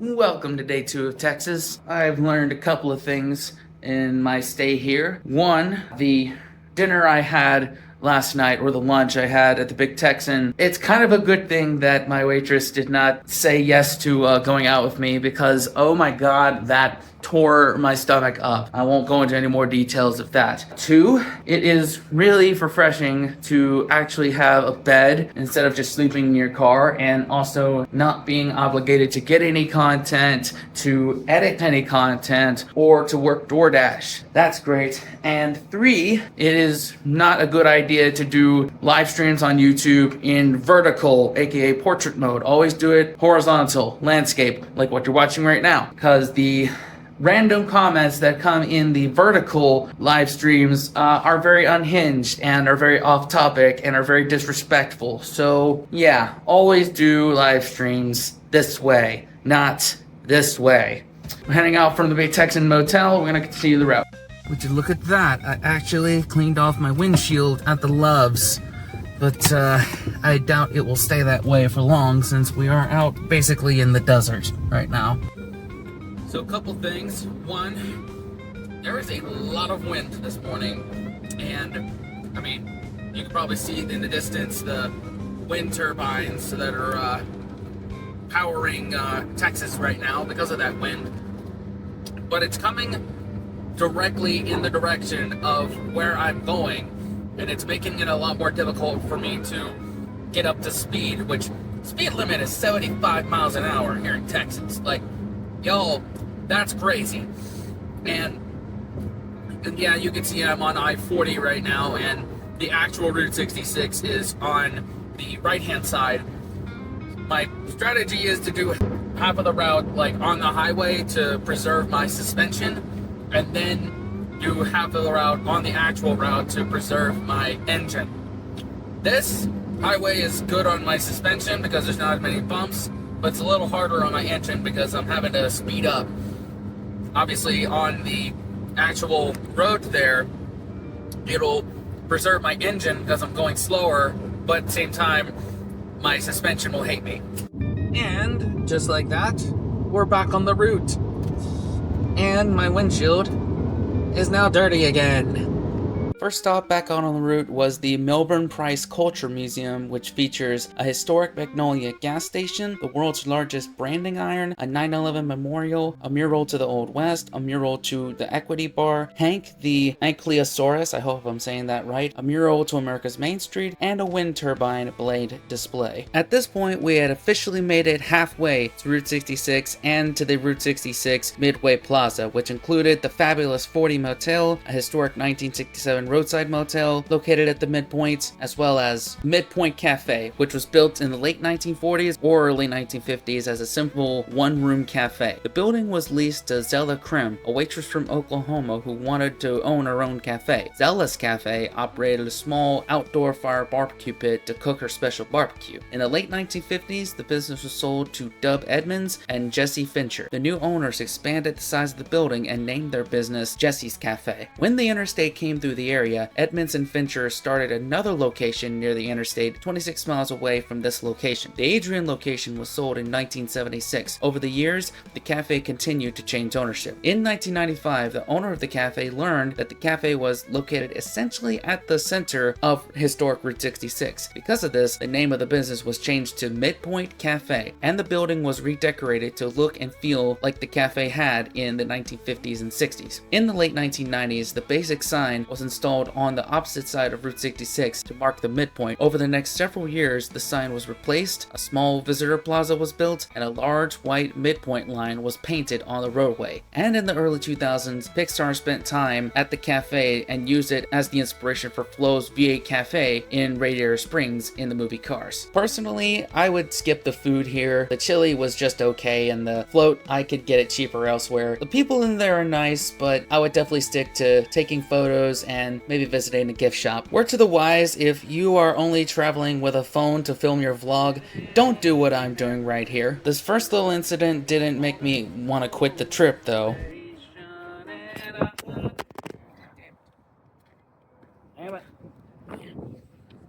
Oh, that's not gonna work. However, this little incident right here almost made me consider turning around and going back home, because you'll probably see why in a second here. Seriously? Yep, I cracked my phone screen because I'm an idiot and wanted to get a music video for the music channel. As you can see, yeah, it did some damage to the screen, but there were angles that I could work with, so not all was lost. And thank goodness I can still film from this angle here. Like, I mean, sometimes when I film it like at a weird angle, like it'll get like off like that. I do really need to get a vlogging camera. Oh man.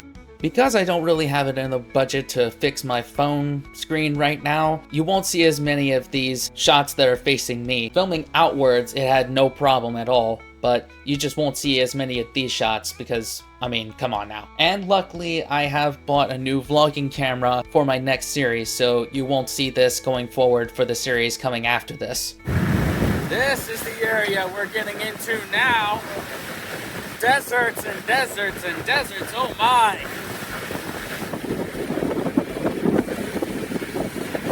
This is just some motel and cafe ruins on the Texas-New Mexico border that I decided to film just to be sure that my camera facing outward was fine. And as you can see, it's just fine. Although this is private property and I didn't really attempt to explore it because I didn't want to get arrested and I didn't want to get bitten by a snake. And just like that, we have completed the Texas part of Route 66 and we're on to New Mexico. Welcome to the New Mexico episode of my Route 66 adventures. We got 5 states down. We got 3 more to go. We're pretty much halfway miles-wise and not as many points of interest, so we may get through this half of Route 66 a lot quicker than we did the first one since we won't be stopping as much. The land of enchantment, the newer Mexico. Here's hoping that the fact that I cracked my screen at the midway point, hopefully this doesn't affect the quality of the vlogs. I can still film going that way, but going this way, there might be some technical difficulties. Like when I do it at this angle, yeah, y'all can see that it sometimes does that. So we're gonna have to be careful of that. First stop in New Mexico was the Russell's Travel Center in Glen Rio. It's located on historic Route 66, a large selection of products, a diner, a chapel, fuel, and its own free car museum, which is called Russell's Car and Collectible Museum. Features a collection of vintage and classic cars, along with various antiques and memorabilia from the 1930s to the 1960s, including items related to Elvis, Marilyn Monroe, and Route 66. The display cars are reportedly rotated every few months. Here we are at the world's largest flip-flop. Flip-flops are comfy. Real truckers don't wear them. If you get that reference, we could be friends. Not gonna lie, this is probably going to be the hardest part of the trip. Just with the amount of driving and the few points of interest, it's gonna be tough, y'all.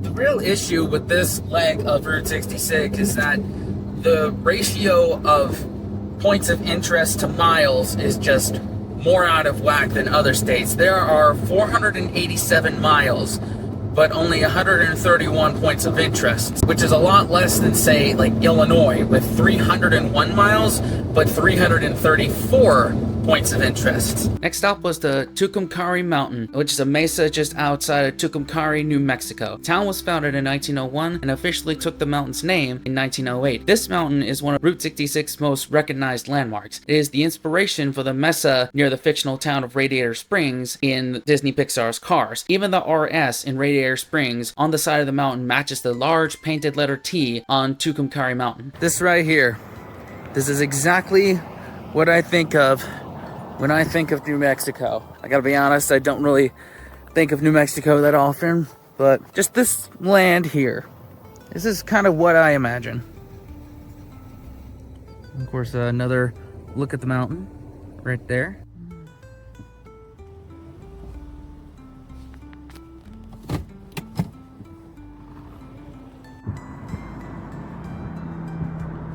Congratulations. Your passport has been stamped. This apparently is one of the last remaining curios shops left on Route 66. So if you're into that kind of thing, get it before it's gone. The Blue Swallow Motel is one of the most famous and photographed classic motels on Route 66. It's been serving travelers since 1939. The motel itself has been restored to its classic glory. Beautiful neon sign is a popular photo opportunity, more so at night. I came during the day. Oh well. Early 2017, the courtyard and much of the grounds were restored, as well as many of the rooms. Nearby Motel Safari in Tucumcari has been a Route 66 icon for over 60 years, opened in 1959 at the height of Mother Road's popularity. Developer Chester Doer employed an architectural style known as the doo-wop or googie to achieve a unique look that immediately set the safari apart from the crowded Tucumcari marketplace. Eye-catching design elements included counter-slacked brickwork, oozing mortar, openings in the cinder block walls, and metal cylinders with perforated holes that light up at night. And of course, the towering sign is a beacon to travelers, with its fun geometric shapes and Clyde the camel sitting high atop. While briefly a Best Western affiliate in its early days, the property has always been known as the Motel Safari and was one of the most modern and popular motels of the period.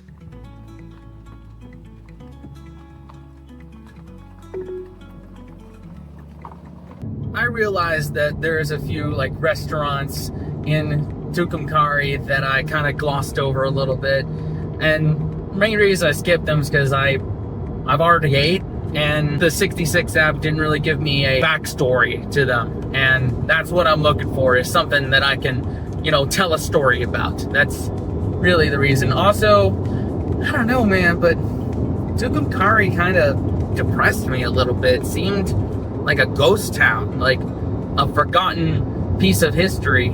I mean, hopefully, you know, this vlog and more coming up can help revive it a bit. I know I don't have the biggest following on here, but at the same time, it is a part of American history that does need to be preserved. So I'm doing my part to preserve it.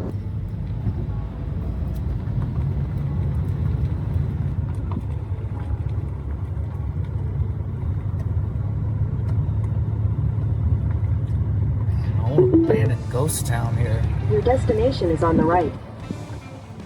A lot of this is private property. That's why I'm just driving through it. I'm not gonna, you know, go in there and actually, you know, maybe disturb some private property. It's unfortunate, but it's just a reality of a lot of places on 66. See, right there, private property, no trespassing. So this is supposed to be where the blue hole is. Hopefully they'll let us swim today. That would make me feel really good. Oh my God, that is good news. I am allowed to just swim. I mean, the guy did say, you know, swim at your own risk, but at the same time, we get to go swimming! Woo! I'm only gonna film this little bit of me going into the pool, the hole. Take my sandals off. There we go. Because I've damaged my phone enough today. I'm not gonna do any more. Ooh, baby!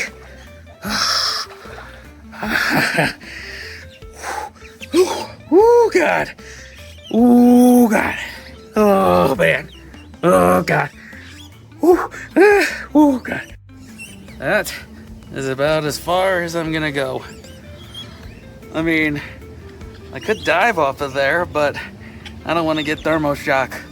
Oh, God. I'm gonna get my phone back. Yeah, I'm glad I didn't decide to like dive off of the end there, because that would have been thermal shock to the umpteenth power there. It did say on the website that it's like 60 Fahrenheit like all year round, and I didn't realize that that was like super cold. So yeah, we're gonna get dressed and we're gonna continue on. I mean, come on, I'm taking some risks here. I'm filming myself without a shirt on. I'm asking girls out. Like, I'm traveling all the way across the country. Who am I? Good news, kids. We're heading to Las Vegas, not Nevada, New Mexico. Continue on. On second thought, we're going to turn around because the points of interest that are on this part of the route are either closed or just don't really interest me. So we're going to head to Albuquerque. This is how ridiculous New Mexico is in terms of Route 66. The next point of interest is 83 miles away, aka 1 hour and 40 minutes. Yeah, we're gonna be driving for a little bit. I really hate traffic and how people just don't pay attention. Like, literally before this pocket, there were signs that said, right lane closed, merge left. But did people listen? No, because of course they didn't. Why are people so stupid? Ugh. I'll tell you, this is the worst day of the entire trip. Finally, we're out of that construction zone and we're back to normal speed. Now we will return to the actual road now. It's kind of confusing. Like, some parts are on the actual Interstate 40 and some parts are, you know, on these side roads here. But there was no side roads where I had that big blowout. Continue on New Mexico 333 West for 8 miles. See what I mean? By the way, if y'all want fireworks, they got like 70% off select items. So our next point of interest is going to be the Singing Road. Apparently, if you align your right tires with the rumble strip and go exactly 45 miles an hour, a unique version of America the Beautiful will play. But apparently it hasn't been that well kept up, and like hasn't been maintained because of wear and tear through the years. In fact, there's no real signage around saying that it even exists, so we'll see. I mean, I don't even know if like there will be you'll be able to hear it, because my car does make a lot of noise, but we'll try it anyway. Spoiler alert, I kept this clip going for about 3 minutes. I tried finding any signs, I tried finding rumble strips, but yeah, I think the Singing Road is officially dead and I can't find it anywhere. So if I totally looked in the wrong place, please let me know, because I would love to go back if it's actually still active, but I doubt if it is. Just casually driving down the 66 part of Albuquerque. Gonna make a couple stops here. Oh, apparently Pioneer Motel has become Pioneer Apartments. So, there you go. Now, unfortunately, I was told by one person that I did an Insta-work shift with that Albuquerque is apparently not so savory. And I'm kind of seeing it firsthand here. I see a lot of, druggies, a lot of homeless people, a lot of street corner workers. But I was kind of advised to do the 66 stuff and then keep her moving.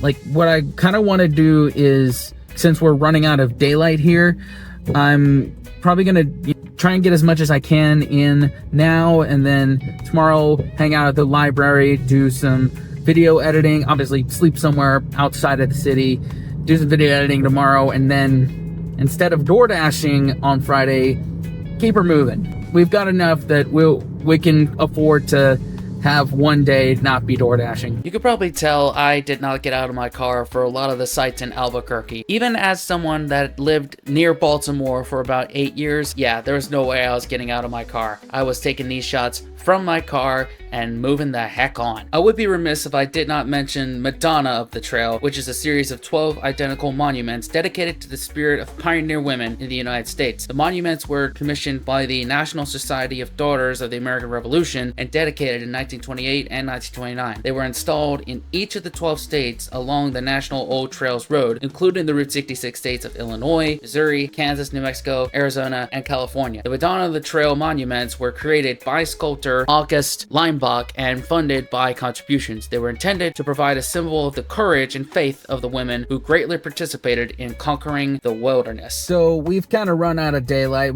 There is one spot that I do want to show y'all. It's a food spot. Doesn't matter if it's light or day for the food spots. And how you know this place is popular is that it says 45-minute customer parking only, violators towed at owner's expense. And more signage, violators $5 an hour. The place that I speak of course, is Frontier Restaurant, which is a beloved landmark in Albuquerque, located directly across from the University of New Mexico campus. It has been serving homestyle American and New Mexican cuisine in a casual counter-serve setting since 1971. I got a Frontier burrito, which had beef, beans, and green chili inside, green chili stew and cheese on top with rice and a flour tortilla, as well as a green chili burger, which is basically a burger with their signature green chili on top. Very New Mexico thing. The burger was just kind of okay. It wasn't blowing me away. I mean, it got the job done, and honestly, I didn't really taste the green chili in there. Maybe I was missing something. I give it like 4.5 out of 10, but the Frontier burrito, that was elite. Whatever they're putting in that green chili sauce, I need that recipe ASAP. I am taking that back. I'm gonna try to recreate it. 8.5 out of 10 for me. I also did get a Frontier roll, which I took and had later on. Between all of that, it was about 26 bucks with a drink. I would rate this a lot higher. However, that really was a good meal. Like, I would get that again. I'm a sucker for good Mexican food, especially like New Mexican, but I don't know. The police presence and the fact that it's like 45 minutes and get the hell out, that really killed the mood for me. It's not really making Albuquerque that welcoming to me.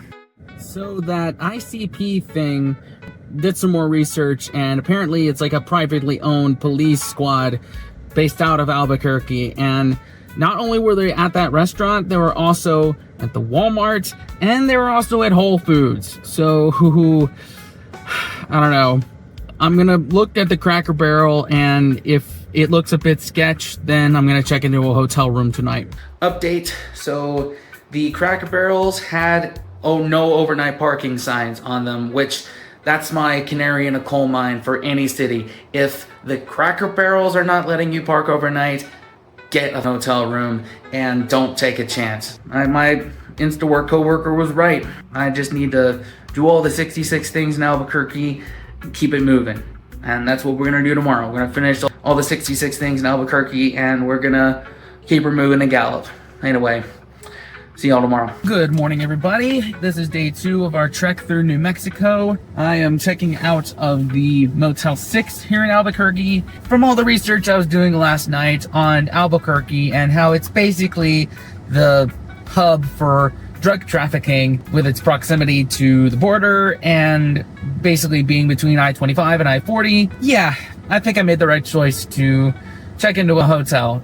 Granted, I wish it would have been like a Route 66 type motel because this is a Route 66 vlog, but you know, you live and learn.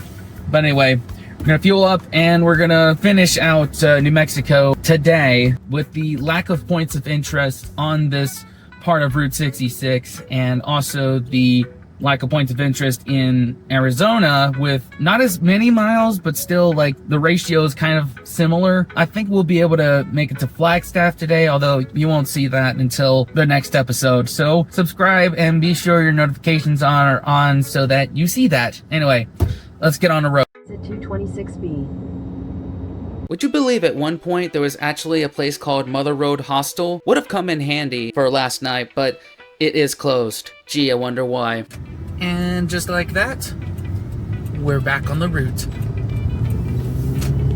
When I went to the El Vado Motel, apparently in the tap room is a new Route 66 mural made of real license plates, and one of them is the license plate of Route 66 Ultimate Guide founder, Scott McCoy, aka the app that I used to do this route, so I apologize that I didn't go and see it. First stop outside of Albuquerque was the Enchanted Trails RV Park and Trading Post. Originally known as the Hilltop Trading Post, the business can be traced to 1947. It evolved into an RV park in 1969 and has been used, in their words, not mine, in several mediocre films. They display 6 vintage travel trailers for visitors to tour, as well as historic memorabilia and the hubcap tree. That was definitely one of the more unique sights here on 66. Oh my goodness, look at that view. That is a gorgeous view. And you can actually see most of it because I cleaned off my windshield. Look at that. Golly. This is the highlight of New Mexico for me, is these views right here. How do you beat that? Seriously. This is historic Route 66 Rio Puerco Bridge. The bridge was constructed in 1934. In 1937, it officially became part of the Route 66 alignment. The bridge has one 250-foot long span and is one of the longest single-span truss bridges in New Mexico. The deck is 25 feet wide and is made of concrete with an asphalt surface. This structure was listed on the National Register of Historic Places in 1997. It was replaced by a new bridge in 1999, but it was preserved as a historic Route 66 bridge. It's closed to traffic, but visitors are welcome to walk on it.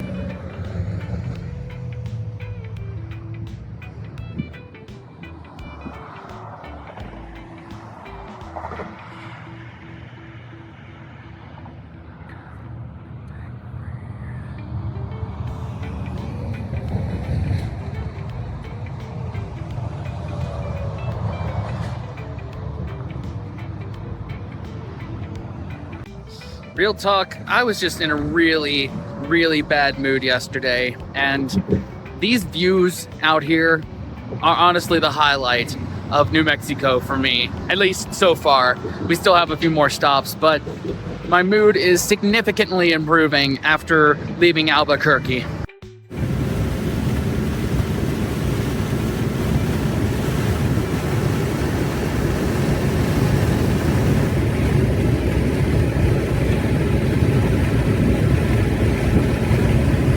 Goodness gracious, this is, all of this area is just beautiful. Like, this I've said it already, but it's the highlight of New Mexico for me. Try and give a spin around with my busted up phone here. Look at that. Look at all this. Like, and this is in the United States of America. My God. No words can describe this, really.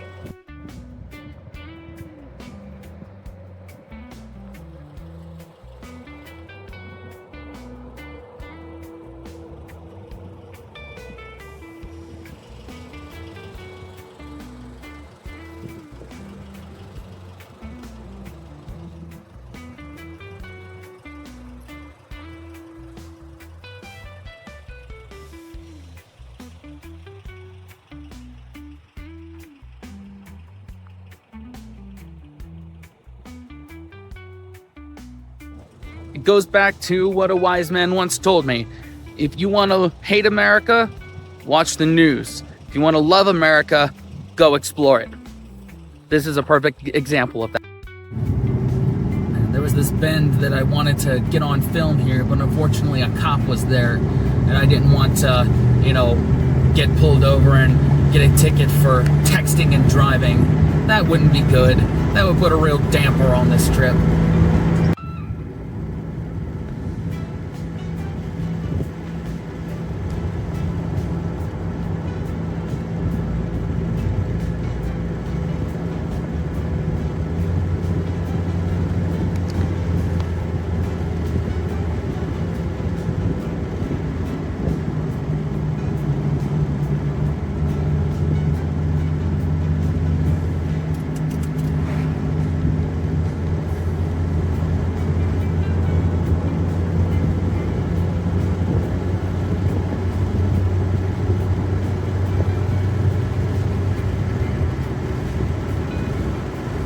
Not 66 related, but I see fry bread.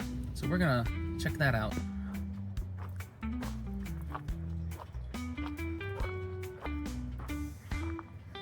Right, let's give this Indian taco and fry bread a try. Shout out Dominic, by the way, for being just really cool, really awesome. And he did say that he had one person from the East that said that his salsa wasn't really that spicy, so we switched from jalapenos to serranos. So that's what we have to look forward to with this Indian taco and a cinnamon sugar fry bread. So let's get into it. It's got ground beef, beans, lettuce, and cheese on this this fried bread. We'll try it without the salsa first. Oh, hell yeah. Fry bread is something else.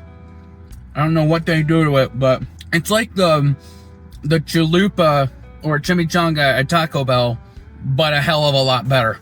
Like, this is the real deal shit. Alone, it's a 9 out of 10, but let's see what this salsa does to it.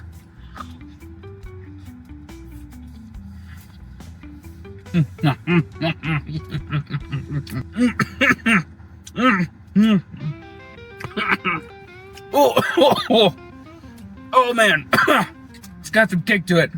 That was because somewhat went down my air pipe as opposed to my gullet. This is not me reinforcing any white stereotypes here. Try it again, get a better bite.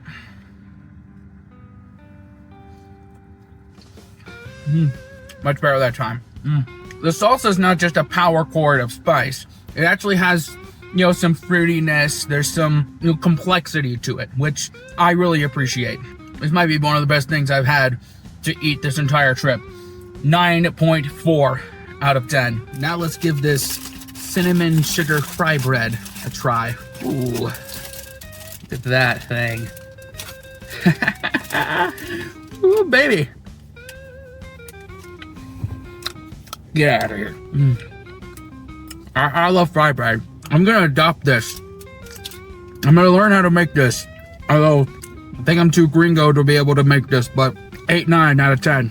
I'm gonna eat this while we drive.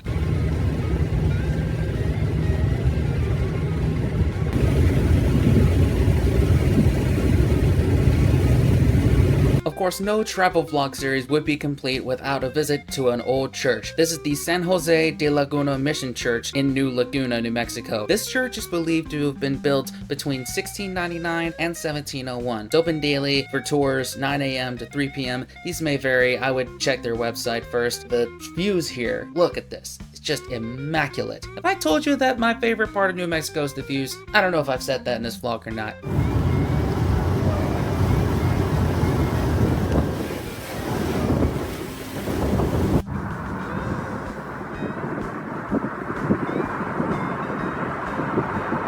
All these breathtaking views had made me kind of thirsty, so I pulled up to Junkyard on 66 Brewery, which is a veteran-owned brewery located in Grants, alongside Route 66. It's housed in a former auto salvage yard, and the decor is famously made from salvaged car parts, including tables crafted from old car hoods and truck tailgates. The brewery is also part of the Harvest Host program, allowing for overnight RV camping. Got a flight of beers there. I can't remember all what I got. I knew one of them was the Junkyard Lager, one of them was the Rack and Pinion, one of them was the F460, and one other one, but these were all delicious. They do have barbecue there, but I had already eaten, so I did not partake, but it did smell really good. If you've had it before, let me know down in the comments. You know I'm a sucker for some good barbecue.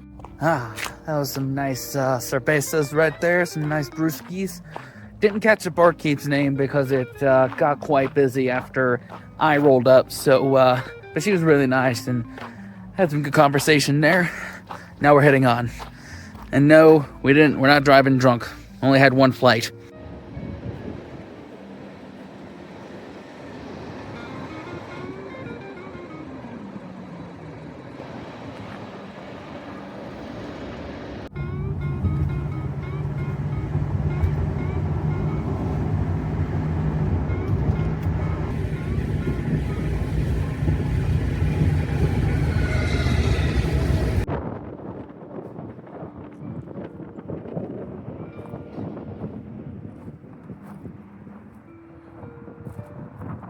So we're at the Continental Divide. Every precipitation that's that way drains into the Atlantic. Precipitation that goes that way drains into the Pacific. Which begs the question, if I were to take a piss right here, which ocean would it drain into?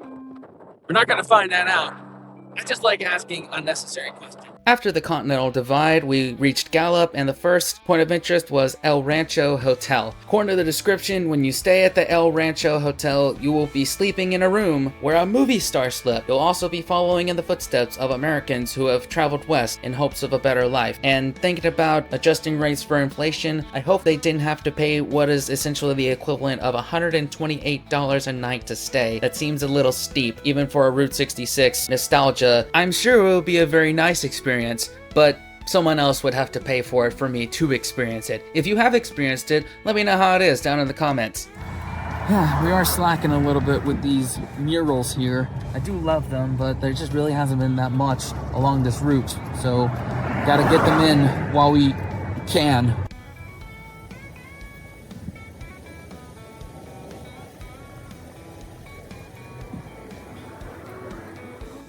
Hey, buddy! Hey, you can't park there. How'd you even get up there? That's what I want to know.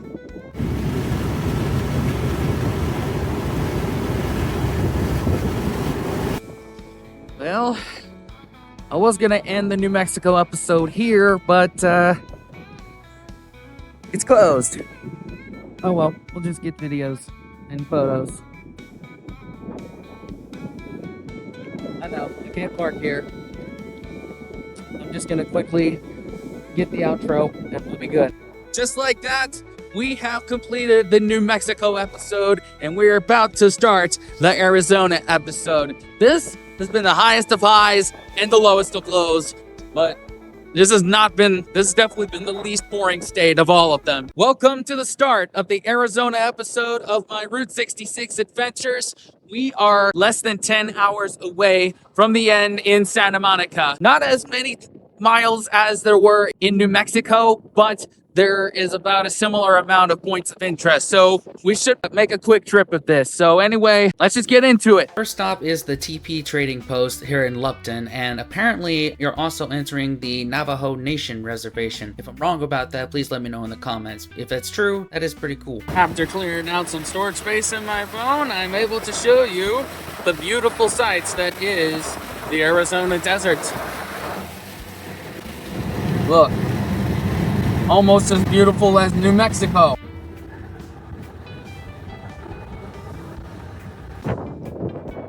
Well, was gonna go to Petrified Forest National Park, but as of today, October 23rd, 2025, we're still in the middle of a government shutdown, so just gonna get a few pictures and video from where I can get it from, and move on.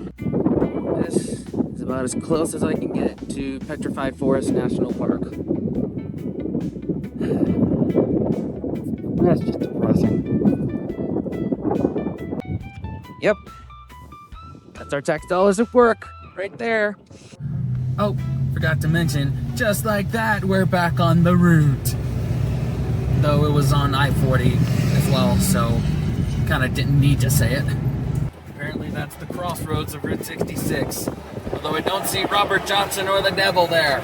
In Holbrook, I encountered the first of two wigwam motels of this route. The motel is a courtyard of individual teepee cabins. The design came from architect Frank Redford. There were only 7 wigwam motels built for his design, and this was one of the 2 located on Route 66. Redford called the motel Wigwam Village. This location has 15 wigwam units available for nightly rental for travelers. Each consists of a sleeping room and bathroom. This property also consists of a motel office, a museum, and 2 smaller wigwams, which were used as restrooms for an old Texaco station that was located here. The nightly rentals were a bit out of my price range, so I just stopped for photo and video opportunities and moved on. If you have stayed in one of these wigwams, please let me know how it is in the comments.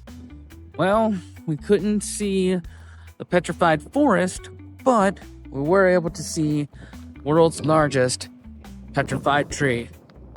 Look at that.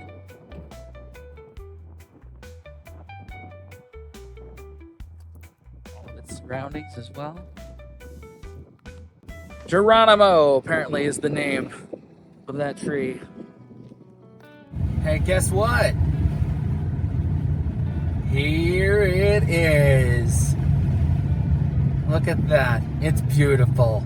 The Jackrabbit Trading Post is a curio shop and convenience store on Route 66. It began as a trading post during its heyday of 66. The large fiberglass Jackrabbit located outside has become a popular photo opportunity. Pixar's Cars used the Jackrabbit Trading Post's "Here It Is" sign as an inspiration for the sign depicted in the movie, with a Model T in place of the Jackrabbit. Heading into Winslow, first stop was Earl's Motor Court, which is a must visit for travelers who want the authentic American road trip experience. From their website, they say, "We are a true step back in time. A small and cozy room awaits you. The beds are covered with handmade quilts reminiscent of the golden age of Route 66. You'll feel like you're taking a trip back in time. The rooms have a charming rustic feel to them, with vintage furnishings that transport you back to a simpler time. Our beds are comfortable, and the rooms are equipped with all the amenities you could need, including air conditioning, a TV, and a mini fridge." I wasn't able to stay there myself, but all I know is you do have to actually call them and make the reservation that way, or email them. You can't go through booking.com or something like that. Just something to keep in mind. If you have stayed here, let me know how it is down below. Of course, we can't talk about Winslow, Arizona without talking about Standing on the Corner Park. Classic Eagles hit Take It Easy, which features the lyric "Standing on the corner of Winslow, Arizona." That came from co-writer Jackson Brown, inspired by his experience of a car breaking down in the area and having to wait in town. He and Eagles Glenn Fry adapted the details, with Fry adding the iconic "It's a girl, my lord" in a flatbed Ford line to complete the verse. Hey Glenn,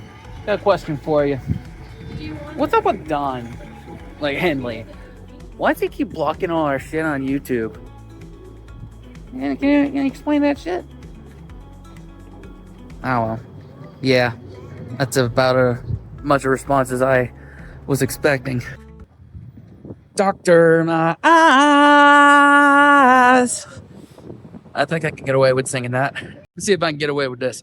Well, I'm standing on the corner of Winslow, Arizona. Such a fine sight to see. It's a girl, my lord, and a flatbed Ford slowing down to take a look at me. All right, if you're seeing this in the final video, then it means that it got through. If not, you'll see it in the marathon. Right here is the Trail of the Whispering Giants totem. Throughout the 70s and 80s, Peter Wolf Toth traveled the United States and created a series of wooden sculptures known as the Trail of the Whispering Giant. In each of the 50 states, Toth carved these totems as a tribute to honor all Native Americans across the country. One of these locations was right here in Winslow, Arizona. The totem is located in First Street Park. Right here at Kenna's Skylark Courtyard off of 2nd Street, you can find the smallest church on Route 66. This tiny church is located within the courtyard, about 5 feet by 4 feet in size, and according to the Winslow Visitor Center, this church is also being used for weddings, so if you want to run away and get married at Route 66, here's your place. Love a good sunset, especially when the camera focuses. I think this is the winner of the biggest rest stop that I have encountered on this entire trip. Certainly the best views. So I was wanting to go over there to the meteor crate site, but the exit was closed, and there might be a detour, but I don't see one. I mean, I think they got it blocked off, so unfortunately we're gonna have to give that a miss.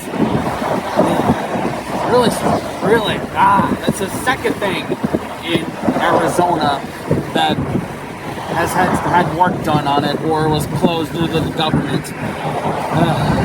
Frustrating. This is just a gorgeous view. Like when the sun is actually out and you see the mountains in the background. It's just a gorgeous drive. Okay, am I tripping, or was there more arrows than just this one? I felt like there was like 3 or like multiple ones. Y'all let me know. Am I missing some here?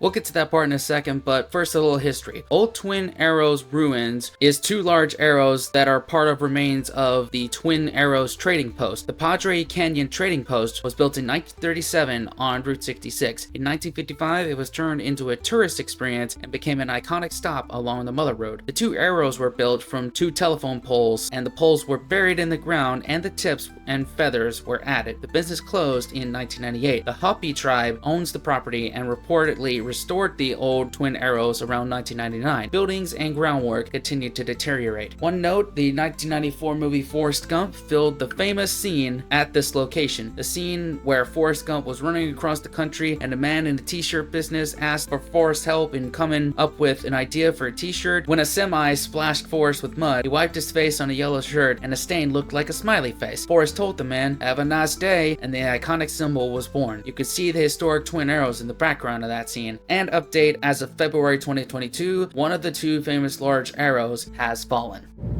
The sun has officially set. It's gonna be dark soon. And we're about 20 minutes from Flagstaff. Good morning, everybody. It is Friday morning, and nobody told me this about Flagstaff, but it is late October, and I woke up this morning and it was 33 Fahrenheit, almost freezing. The plan was to DoorDash and Instacart around here and then use their library in this town before moving on, but I don't do cold, so we're gonna move on to Kingman. It's about 2.5 hours. I think we can make it work, and we, just like that, we're pretty much back on the route after I make this turn here.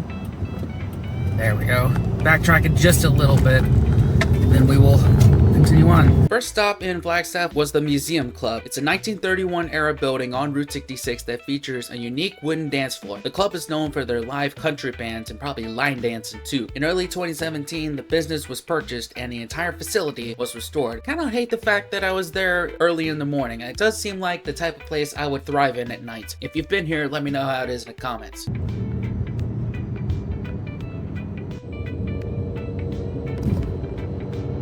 Outside Flagstaff in Belmont was Richfield Gas Station, which also had the Pine Breeze Cabins. This location was used in the 1969 film Easy Rider, starring Dennis Hopper and Peter Fonda. It's been restored in recent years. This is part of the original Route 66. A lot of these parts are not paved. We've covered that in earlier episodes, but this is how I'm going to be able to get to the highest point of Route 66. Now we've stopped here on this back road right here to say that we are at the highest elevation on Route 66. We are 7,388 and a half feet above sea level. We're gonna get off this gravel road and move on. Pavement. My car loves it. Some very beautiful mountain scenery here.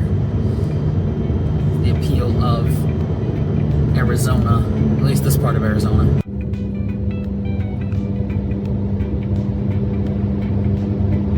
By the way, this is at exit 165. If you wanted to go to the Grand Canyon, this is where you would get off. But we are doing Route 66. So we're going this way. Continue on Bill Williams Avenue.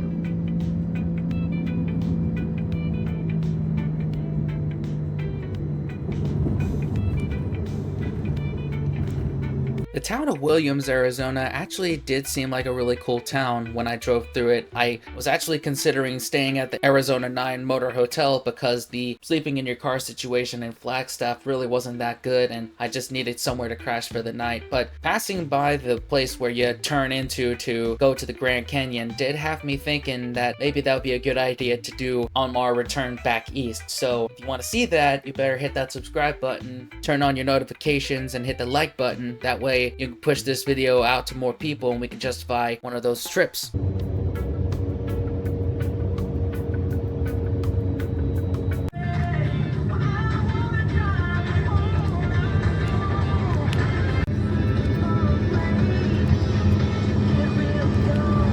First stop in Seligman was the Aztec Motel, a classic Route 66 roadside motel originally built as a guest house in 1915. Additions in the 1950s turned this property into a classic motor inn lodge for Route 66 travelers. And in 2021, the Aztec was refurbished. Right across the street was Delgadillo's Snowcap, which is a Route 66 and Americana themed kitschy drive-in on the historic Mother Road. They feature burgers, malts, root beer floats, shakes, and more. They're only open 10 a.m. to 6 p.m. and I was there before they opened, so couldn't go in there and have some, but it does look like a cool place. This little stretch in Seligman had a lot of shops on it, including Angel Delgadillo's Barber Shop, Route 66 Gift Shop Row, and Roadrunner. If you need some Route 66 memorabilia and possibly a haircut, this is the place to go. Right down the road was Route 66 Motoporium, which is a Route 66 store with unique souvenirs, custom artwork, leather products, and custom t-shirts, and all of these cars out front that are amazing photo and video opportunities. If you have little kids with you, this is the perfect place to take them.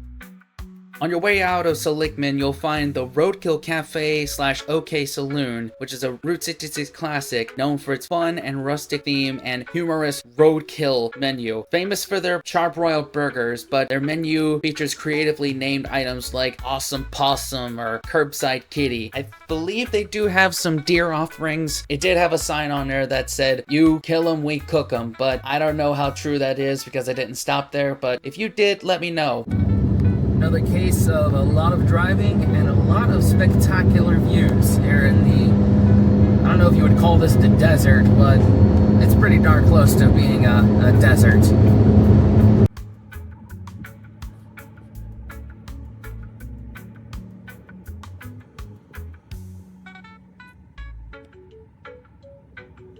So as I'm driving through this road, I see that I'm passing through a lot of Native American reservations, and it just makes me think back to like when they were building Route 66 and subsequently the Interstate 40, places like that. The people building these roads, were they respectful of the natives' land, or were they more like, screw you, we're building this road whether you like it or not? I just really would like to know and try and be a bit more sensitive about that.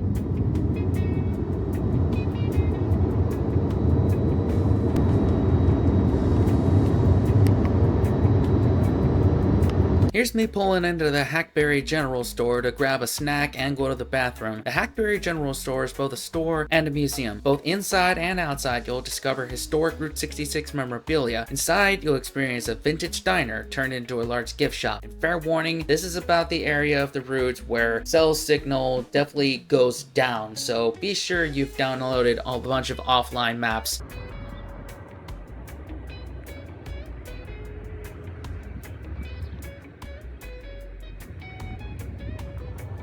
As you drive into Kingman, I would pay a quick visit to the Antares Point Visitor Center, where you can see the Cozy Corner trailer park signs and the Giganticus Heticus. Great photo opportunities there. Once in Kingman, pay a visit to the El Trovator Motel. They claim to have the world's longest Route 66 map. While there are several that do claim this title, this mural incorporates cartoon characters along the route, which is nice.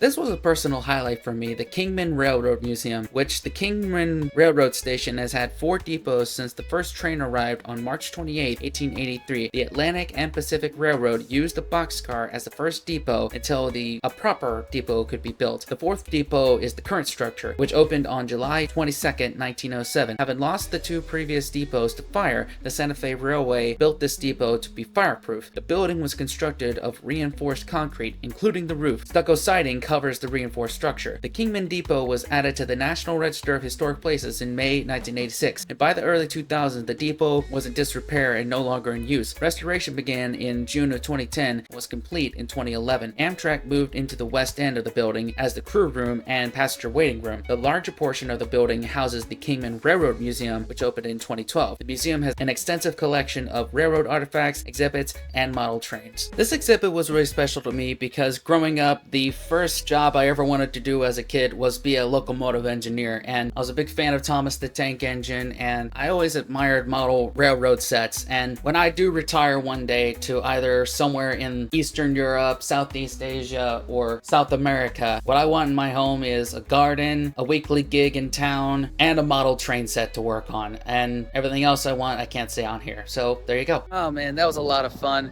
Shout out to Spence. Yeah.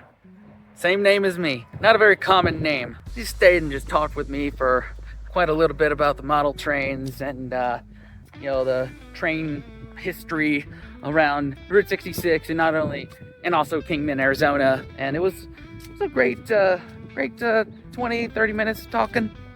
I appreciate that. Here it is again. Right here, I passed by the historic Beale Hotel, which was built in 1900 and catered to the railroad. In 1926, the street between the railroad and the hotel became Route 66. Take the next left.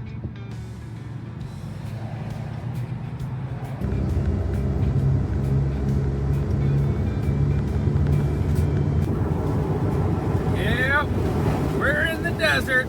That's for damn sure. If we weren't in it before, we're in it now. Focus, damn it.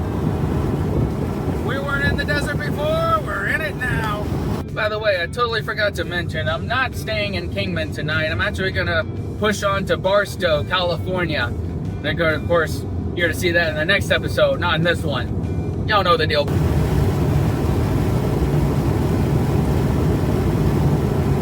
Driving through Golden Valley, I stumbled upon Cool Springs Station, which sits at the eastern entrance of the Black Mountains on Historic 66. For travelers, this was the last stop before heading into the mountains on the winding and dangerous road coming up. In 1991, Ned Luchner passed through the area and fell in love with the old ruins of Cold Springs. After several years of trying to purchase the property, the then owner finally sold it to Luchner in 2001. Restoration was complete in 2004. Today, Cool Springs is a popular stop for Route 66 travelers, as it contains a small museum and gift shop. And word to the wise, the roads coming up here are very treacherous and long, so go to the bathroom here before heading out.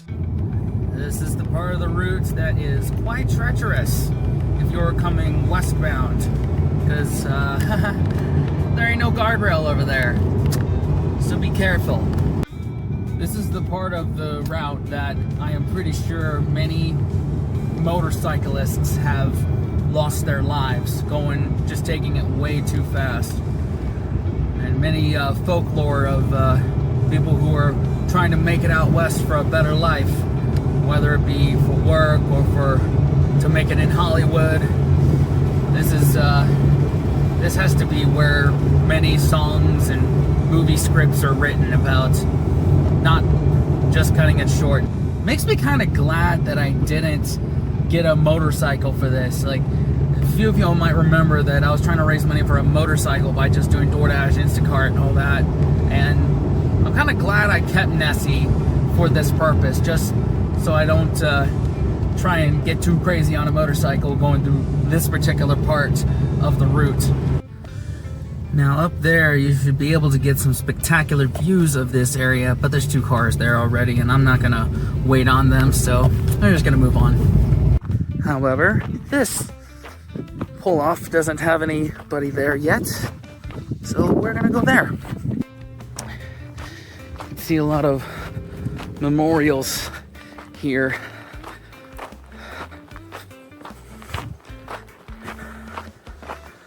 Man, look at these views.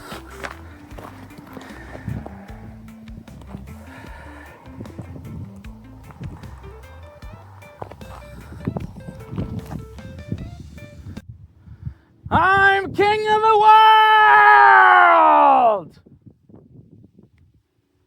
Oh wait, wrong movie. This next little bit, I am driving through the town of Oatman, which is basically a throwback to the Wild West. I just drove through it because I really couldn't find good parking there, and I was a bit freaked out by all the donkeys there, so I decided to just drive through it. But if you do visit it, one place of note is the Oatman Hotel, Restaurant, and Saloon. The hotel was originally built in 1902 and was named the Derlin Hotel, but a fire in 1921 destroyed most of the town's buildings, including the hotel. In 1924, the hotel was rebuilt. The 8-room hotel is the only historic 2-story adobe building in Mojave County. In its early years, it was prosperous for local miners. Miners who visited the saloon would sign and date dollar bills and affix their bill to the wall. This is a tradition that continues today, with just about every open space covered in bills. The hotel has seen its share of famous people over the years as well. In 1939, Clark Gable and Carol Lombard stopped at the hotel during their honeymoon. Legend says the hotel and saloon is haunted by several ghosts. At this rate, I believe we are about half an hour from the California border. This right here is honestly one of my favorite parts of the trip. Just zoning out, riding through, like all the desert, like just taking it all in. That's one of the highlights for me. If you're into dirt biking, this is the place you want to do it. Right out here. That does look like a lot of fun, not gonna lie. Even though I was just saying that it's probably a good idea I didn't get a motorcycle for this. So, interpret that how you want. A sign that we are getting close to California. Those trees. I don't know if they're palm trees, but they scream California to me. Right before we got to the border, I came across Top Hook 66, which is a restaurant, bar, retail store, and swimming pool, all located on the Colorado River. It's a favorite party spot for boaters. Kind of makes me wish I'd brought my swimming suit with me, although I really didn't see anybody swimming, so it probably wouldn't have been welcomed at all. Last stop in Arizona was the Old Trails Bridge, which originally carried Route 66 over the Colorado River between Arizona and California. It's a brace-ribbed arch bridge and was built in 1915 to 1916. This bridge was used for vehicle traffic until 1947. Later, it was converted into a pipeline bridge, which leads me to my warning. Since this bridge is no longer used for public traffic and is now a utility, additional security measures are in place. Don't bypass any security, fencing, or barriers. I don't have bail money, and neither do you. Just like that, we have concluded the Arizona part of my Route 66 adventure. We've got one more state left, California. Welcome to the final episode of my Route 66 adventure, aka the California episode. We are starting here right on the Colorado River. This is about as close as I can get to it. As you can see, there's some no trespassing signs. We're not trespassing. We'll be out of here soon. But a goal for tonight is to get to Barstow. And just like that, We are on the route. We have returned to the route. Whatever I've been saying all this time at the beginning of each video, I can't remember. Okay, this is new. An inspection station. Didn't know this was a thing. Like, what are they gonna do? Are they just gonna inspect my vehicle? What are they gonna do?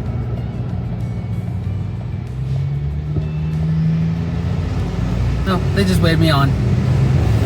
Alright, cool. Oh man, that gave me the heebie-jeebies for a minute. So anybody from California, do let me know, what would make them pull you over and search your vehicle? Yeah, I really don't understand what the point of that is. Like, what are they looking for when you're going through that inspection station? And just as I suspected, $5.99 a gallon. Yep. First stop in Needles was Carty's Camp. In 1923, William Carty and Dick Mansker built this business to provide travelers with accommodations. Within a few years, Carty bought out Mansker and renamed it Carty's Camp. It included cabins, a grocery and general goods store, oil station, and even a lunchroom. By the 1940s, Route 66's popularity as a path to the West Coast also began to bring tourism to California. However, by this time, roadside motels were becoming popular instead of cabins. In 1947, the 66 Motel was built next door. Its 6 rooms included air conditioning, kitchenettes, and a draw of a neon sign. Eventually, Carty's Camp faded away to the new motel next door. Worth noting that Carty's Camp makes a unique appearance in the film The Great Raft. Right here is the Needles Railroad Borax wagon, which is an actual wagon that was manufactured by the Studebaker Wagon Company. This wagon is number 277. In the early 1940s, this wagon was used in the film 20 Mule Team starring Wallace Beery. It was brought to Needles in 1947 and stood in front of the El Rancho Motel until 1962. In May of 1962, the wagon was donated to the city of Needles and is now a popular photo opportunity on Route 66. Right here is the El Garces Harvey House. Early in the 1900s, when trains were the principal means of personal transportation, depots gave travelers a first impression of their local destinations and provided for the security and comfort of railroads' clientele. Design and materials were important to both surrounding communities and railroad companies. After the Atchison, Topeka, and Santa Fe depot at Needles burned in 1906, the railroad spared no expense on its new facility. Built to suggest a Greek temple and opened in 1908 to great adulation, El Garces was a freight and passenger depot with hotel and restaurant amenities. The depot took its name from the missionary Father Francisco Garces, known as the first European to cross the Mojave Desert. Last stop in Needles was Wagon Wheel Restaurant. The building was originally built in the early 1950s as Lynn's Broiler and became the Wagon Wheel Restaurant in 1978. For the last 30 plus years, Wagon Wheel Restaurant has been a favorite to locals, travelers, and truckers.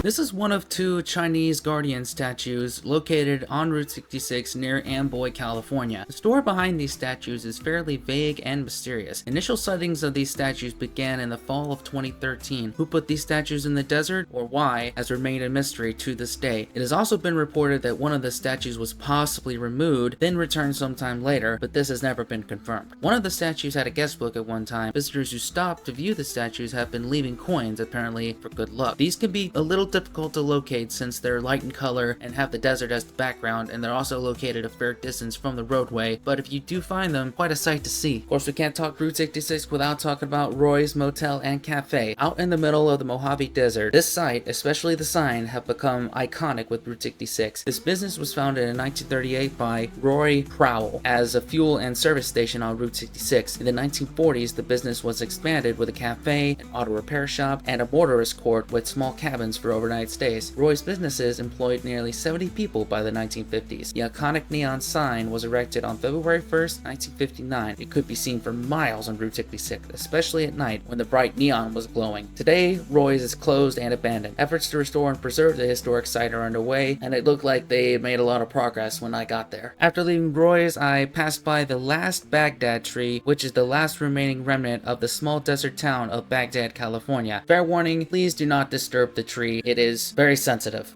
Scene straight out of the movie. Driving way too fast in the California desert, chasing the sunsets.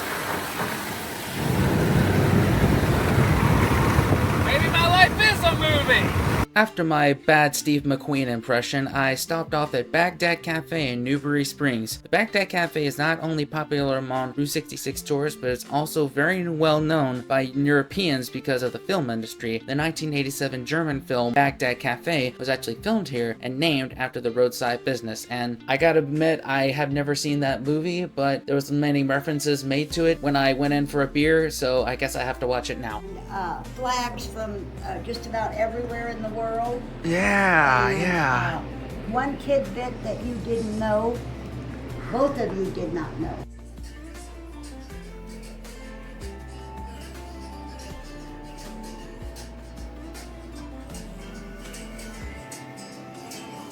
Man, so much fun here at the Baghdad Cafe.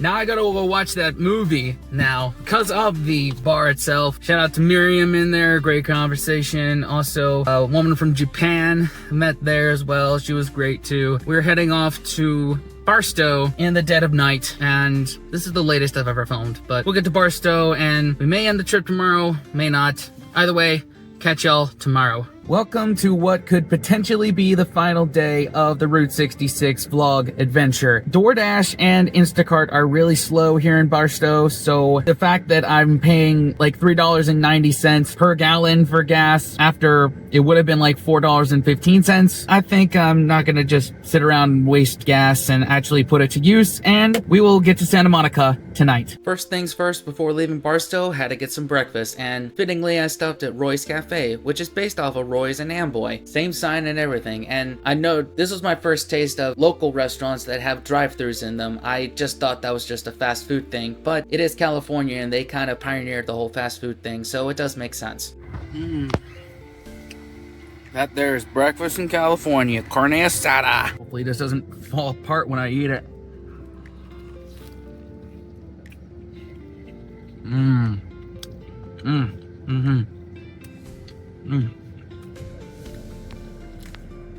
That's how you do breakfast.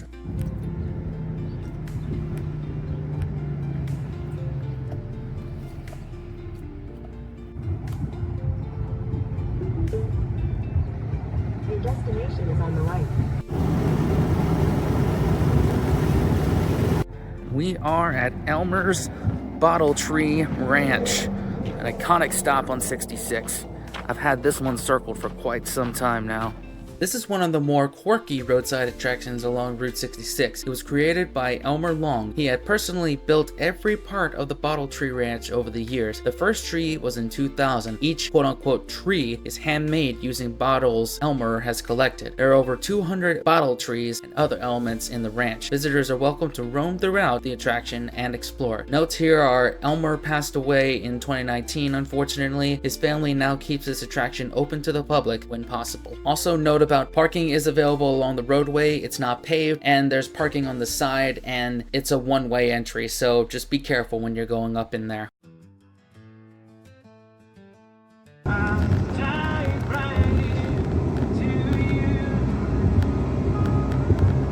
This was a personal favorite experience of mine along the California part of this was the California Route 66 Museum in Victorville. It's over 4,500 square feet of exhibits, displays, and memorabilia. It's an interactive museum, so feel free to jump on the big old VW Peace Bus and get a selfie with it. They'll gladly take the picture for you, as you can see right here. And it busted my first myth about California is that everybody is all mean here. No, sweetest people I've met throughout this entire trip. Another favorite stop on this trip. Shout out Jenny and Danny for talking a little bit, talk about the railroad in North Carolina and all that. Another great exhibit. Y'all should check it out here in California. Oh, and free coffee as well. Although it's 82 Fahrenheit right now. Probably not the best idea to be drinking that, but we're gonna need our energy for the end of the trip.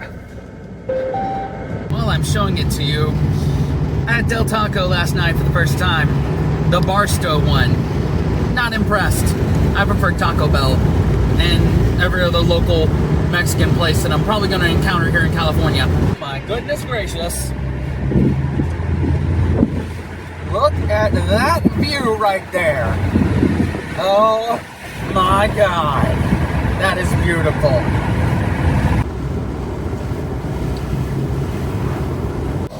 Now this intersection right here, Route 66 and Kendall Drive, November 19th, 1954. This is apparently where Sammy Davis Jr. got in a car accident in his brand new Cadillac driving from Los Angeles to Las Vegas, and he ended up missing an eyeball in his new Cadillac. My buddy Dorito, he asked me to go find that, and Dorito, here it is. Here's where Sammy Davis Jr. lost his eyeball.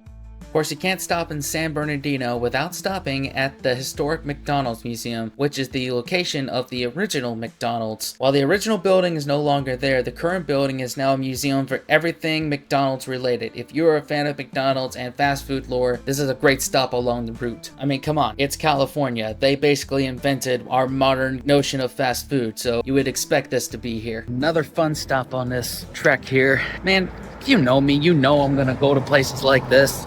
Hey, we went to the International McDonald's in Chicago. Obviously, we're going to go to the McDonald's Museum here in San Bernardino. Also, shout out to Jack, having a nice conversation in there as well. We got to talking about beard stuff for a second, because apparently I do a good job keeping up this beard. I just put water in it, but yeah.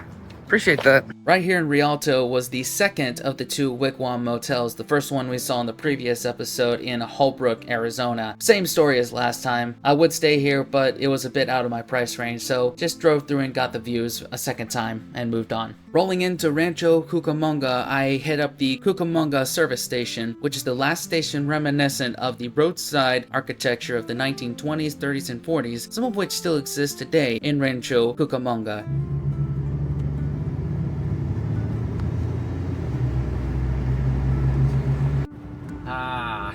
Something about the California air just puts me in a good mood.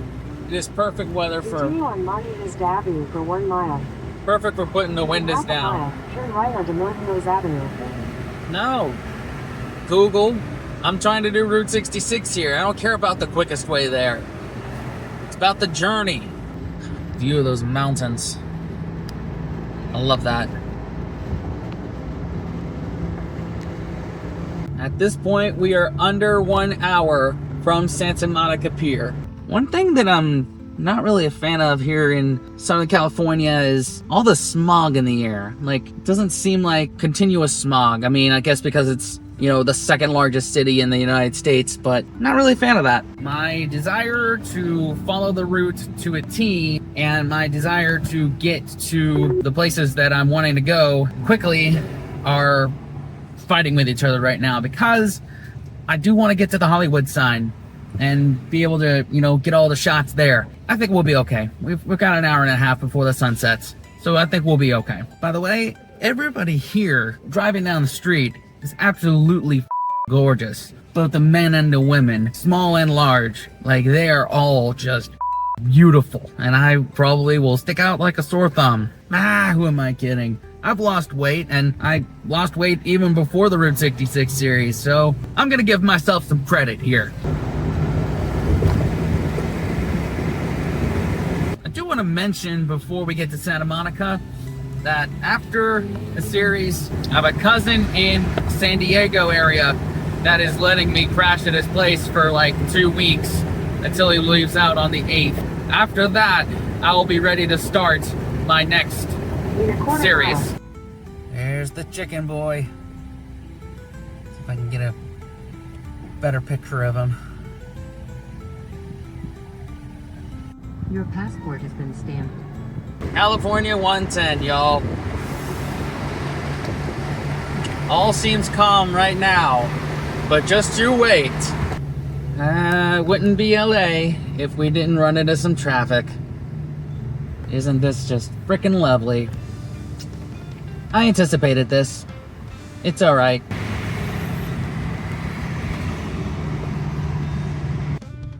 Did you even go to Los Angeles if you didn't get the Hollywood sign on video or photo? I don't think you did. Is this 66 related? No, it's not. Is it something that you only do once and never do again?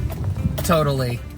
So there's no way to actually drive up there to the Hollywood sign, so we're just gonna get a video of it and we're gonna continue on.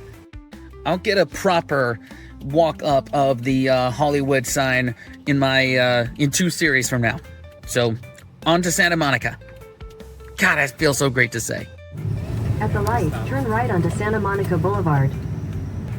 For the last time I will say, just like that, we're back on the route.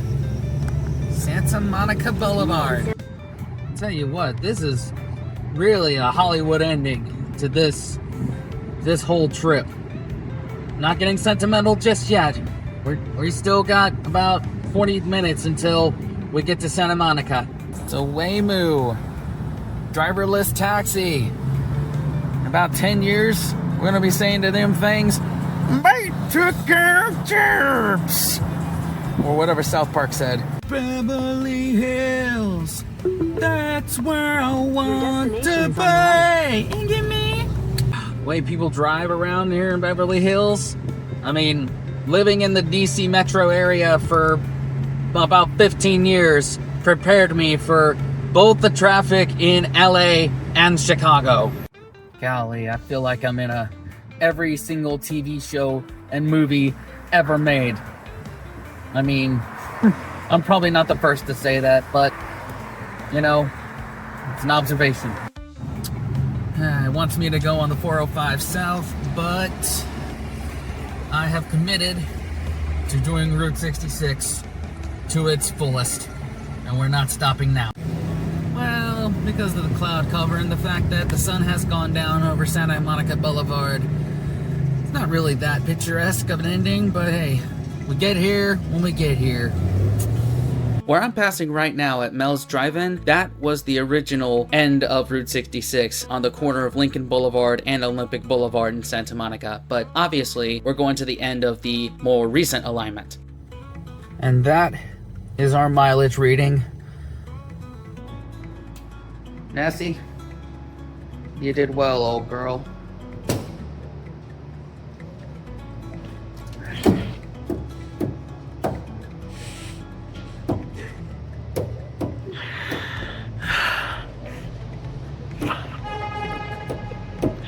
I love you, Nessie. We did it. Not gonna let my emotions get in the way of me telling you where best to park when you're going to Santa Monica Pier. Civic Center parking. It's about a 11-minute walk to the pier. Anyway, let's go.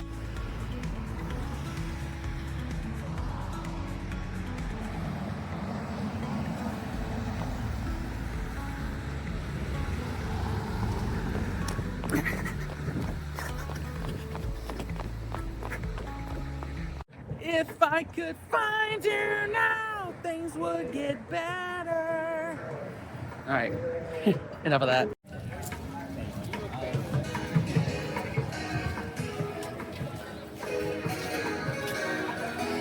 There it is, Santa Monica Pier.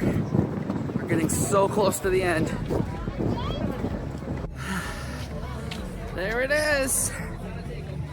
We did it.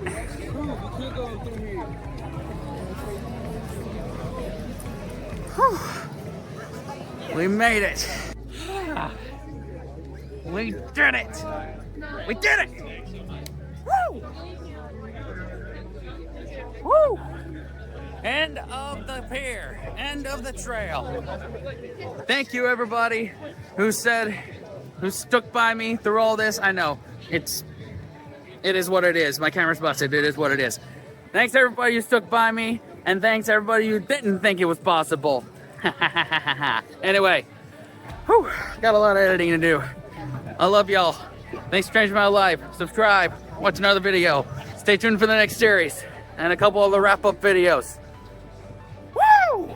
We did it! As I show you some footage of the rest of my night on Santa Monica Pier and at my hostel in Santa Monica, I just want to say a big sincere thank you to everybody who's watched this series, however you came here, whether it was through this Route 66 series here on YouTube or through TikTok or Instagram, through my old reaction channel or through my DoorDash video or wherever you came from. I'm glad you're here, and I hope that you'll stick around for the rest of this journey, which is basically me getting all of my American bucket list cleared figured out before I leave the country for good in about 9 or 10 months, or whenever Nessie's registration expires. This was a lot of fun. It started when I figured out that my dreams of becoming a truck driver were pretty much gone, and I had no real direction in my life. After a few good conversations with my cousin Scott, I feel like I do have a sense of direction now. I'm not going to show all my hand just yet. We're just going to stick to creating memories here in the good old US of A before we leave it for good. But anyway, that's going to do it for this vlog series. Stay tuned for the wrap-up videos and the next series. Subscribe, watch something around the screen. I love y'all. Thanks for changing my life, and we'll talk to you in the next video. Bye, guys.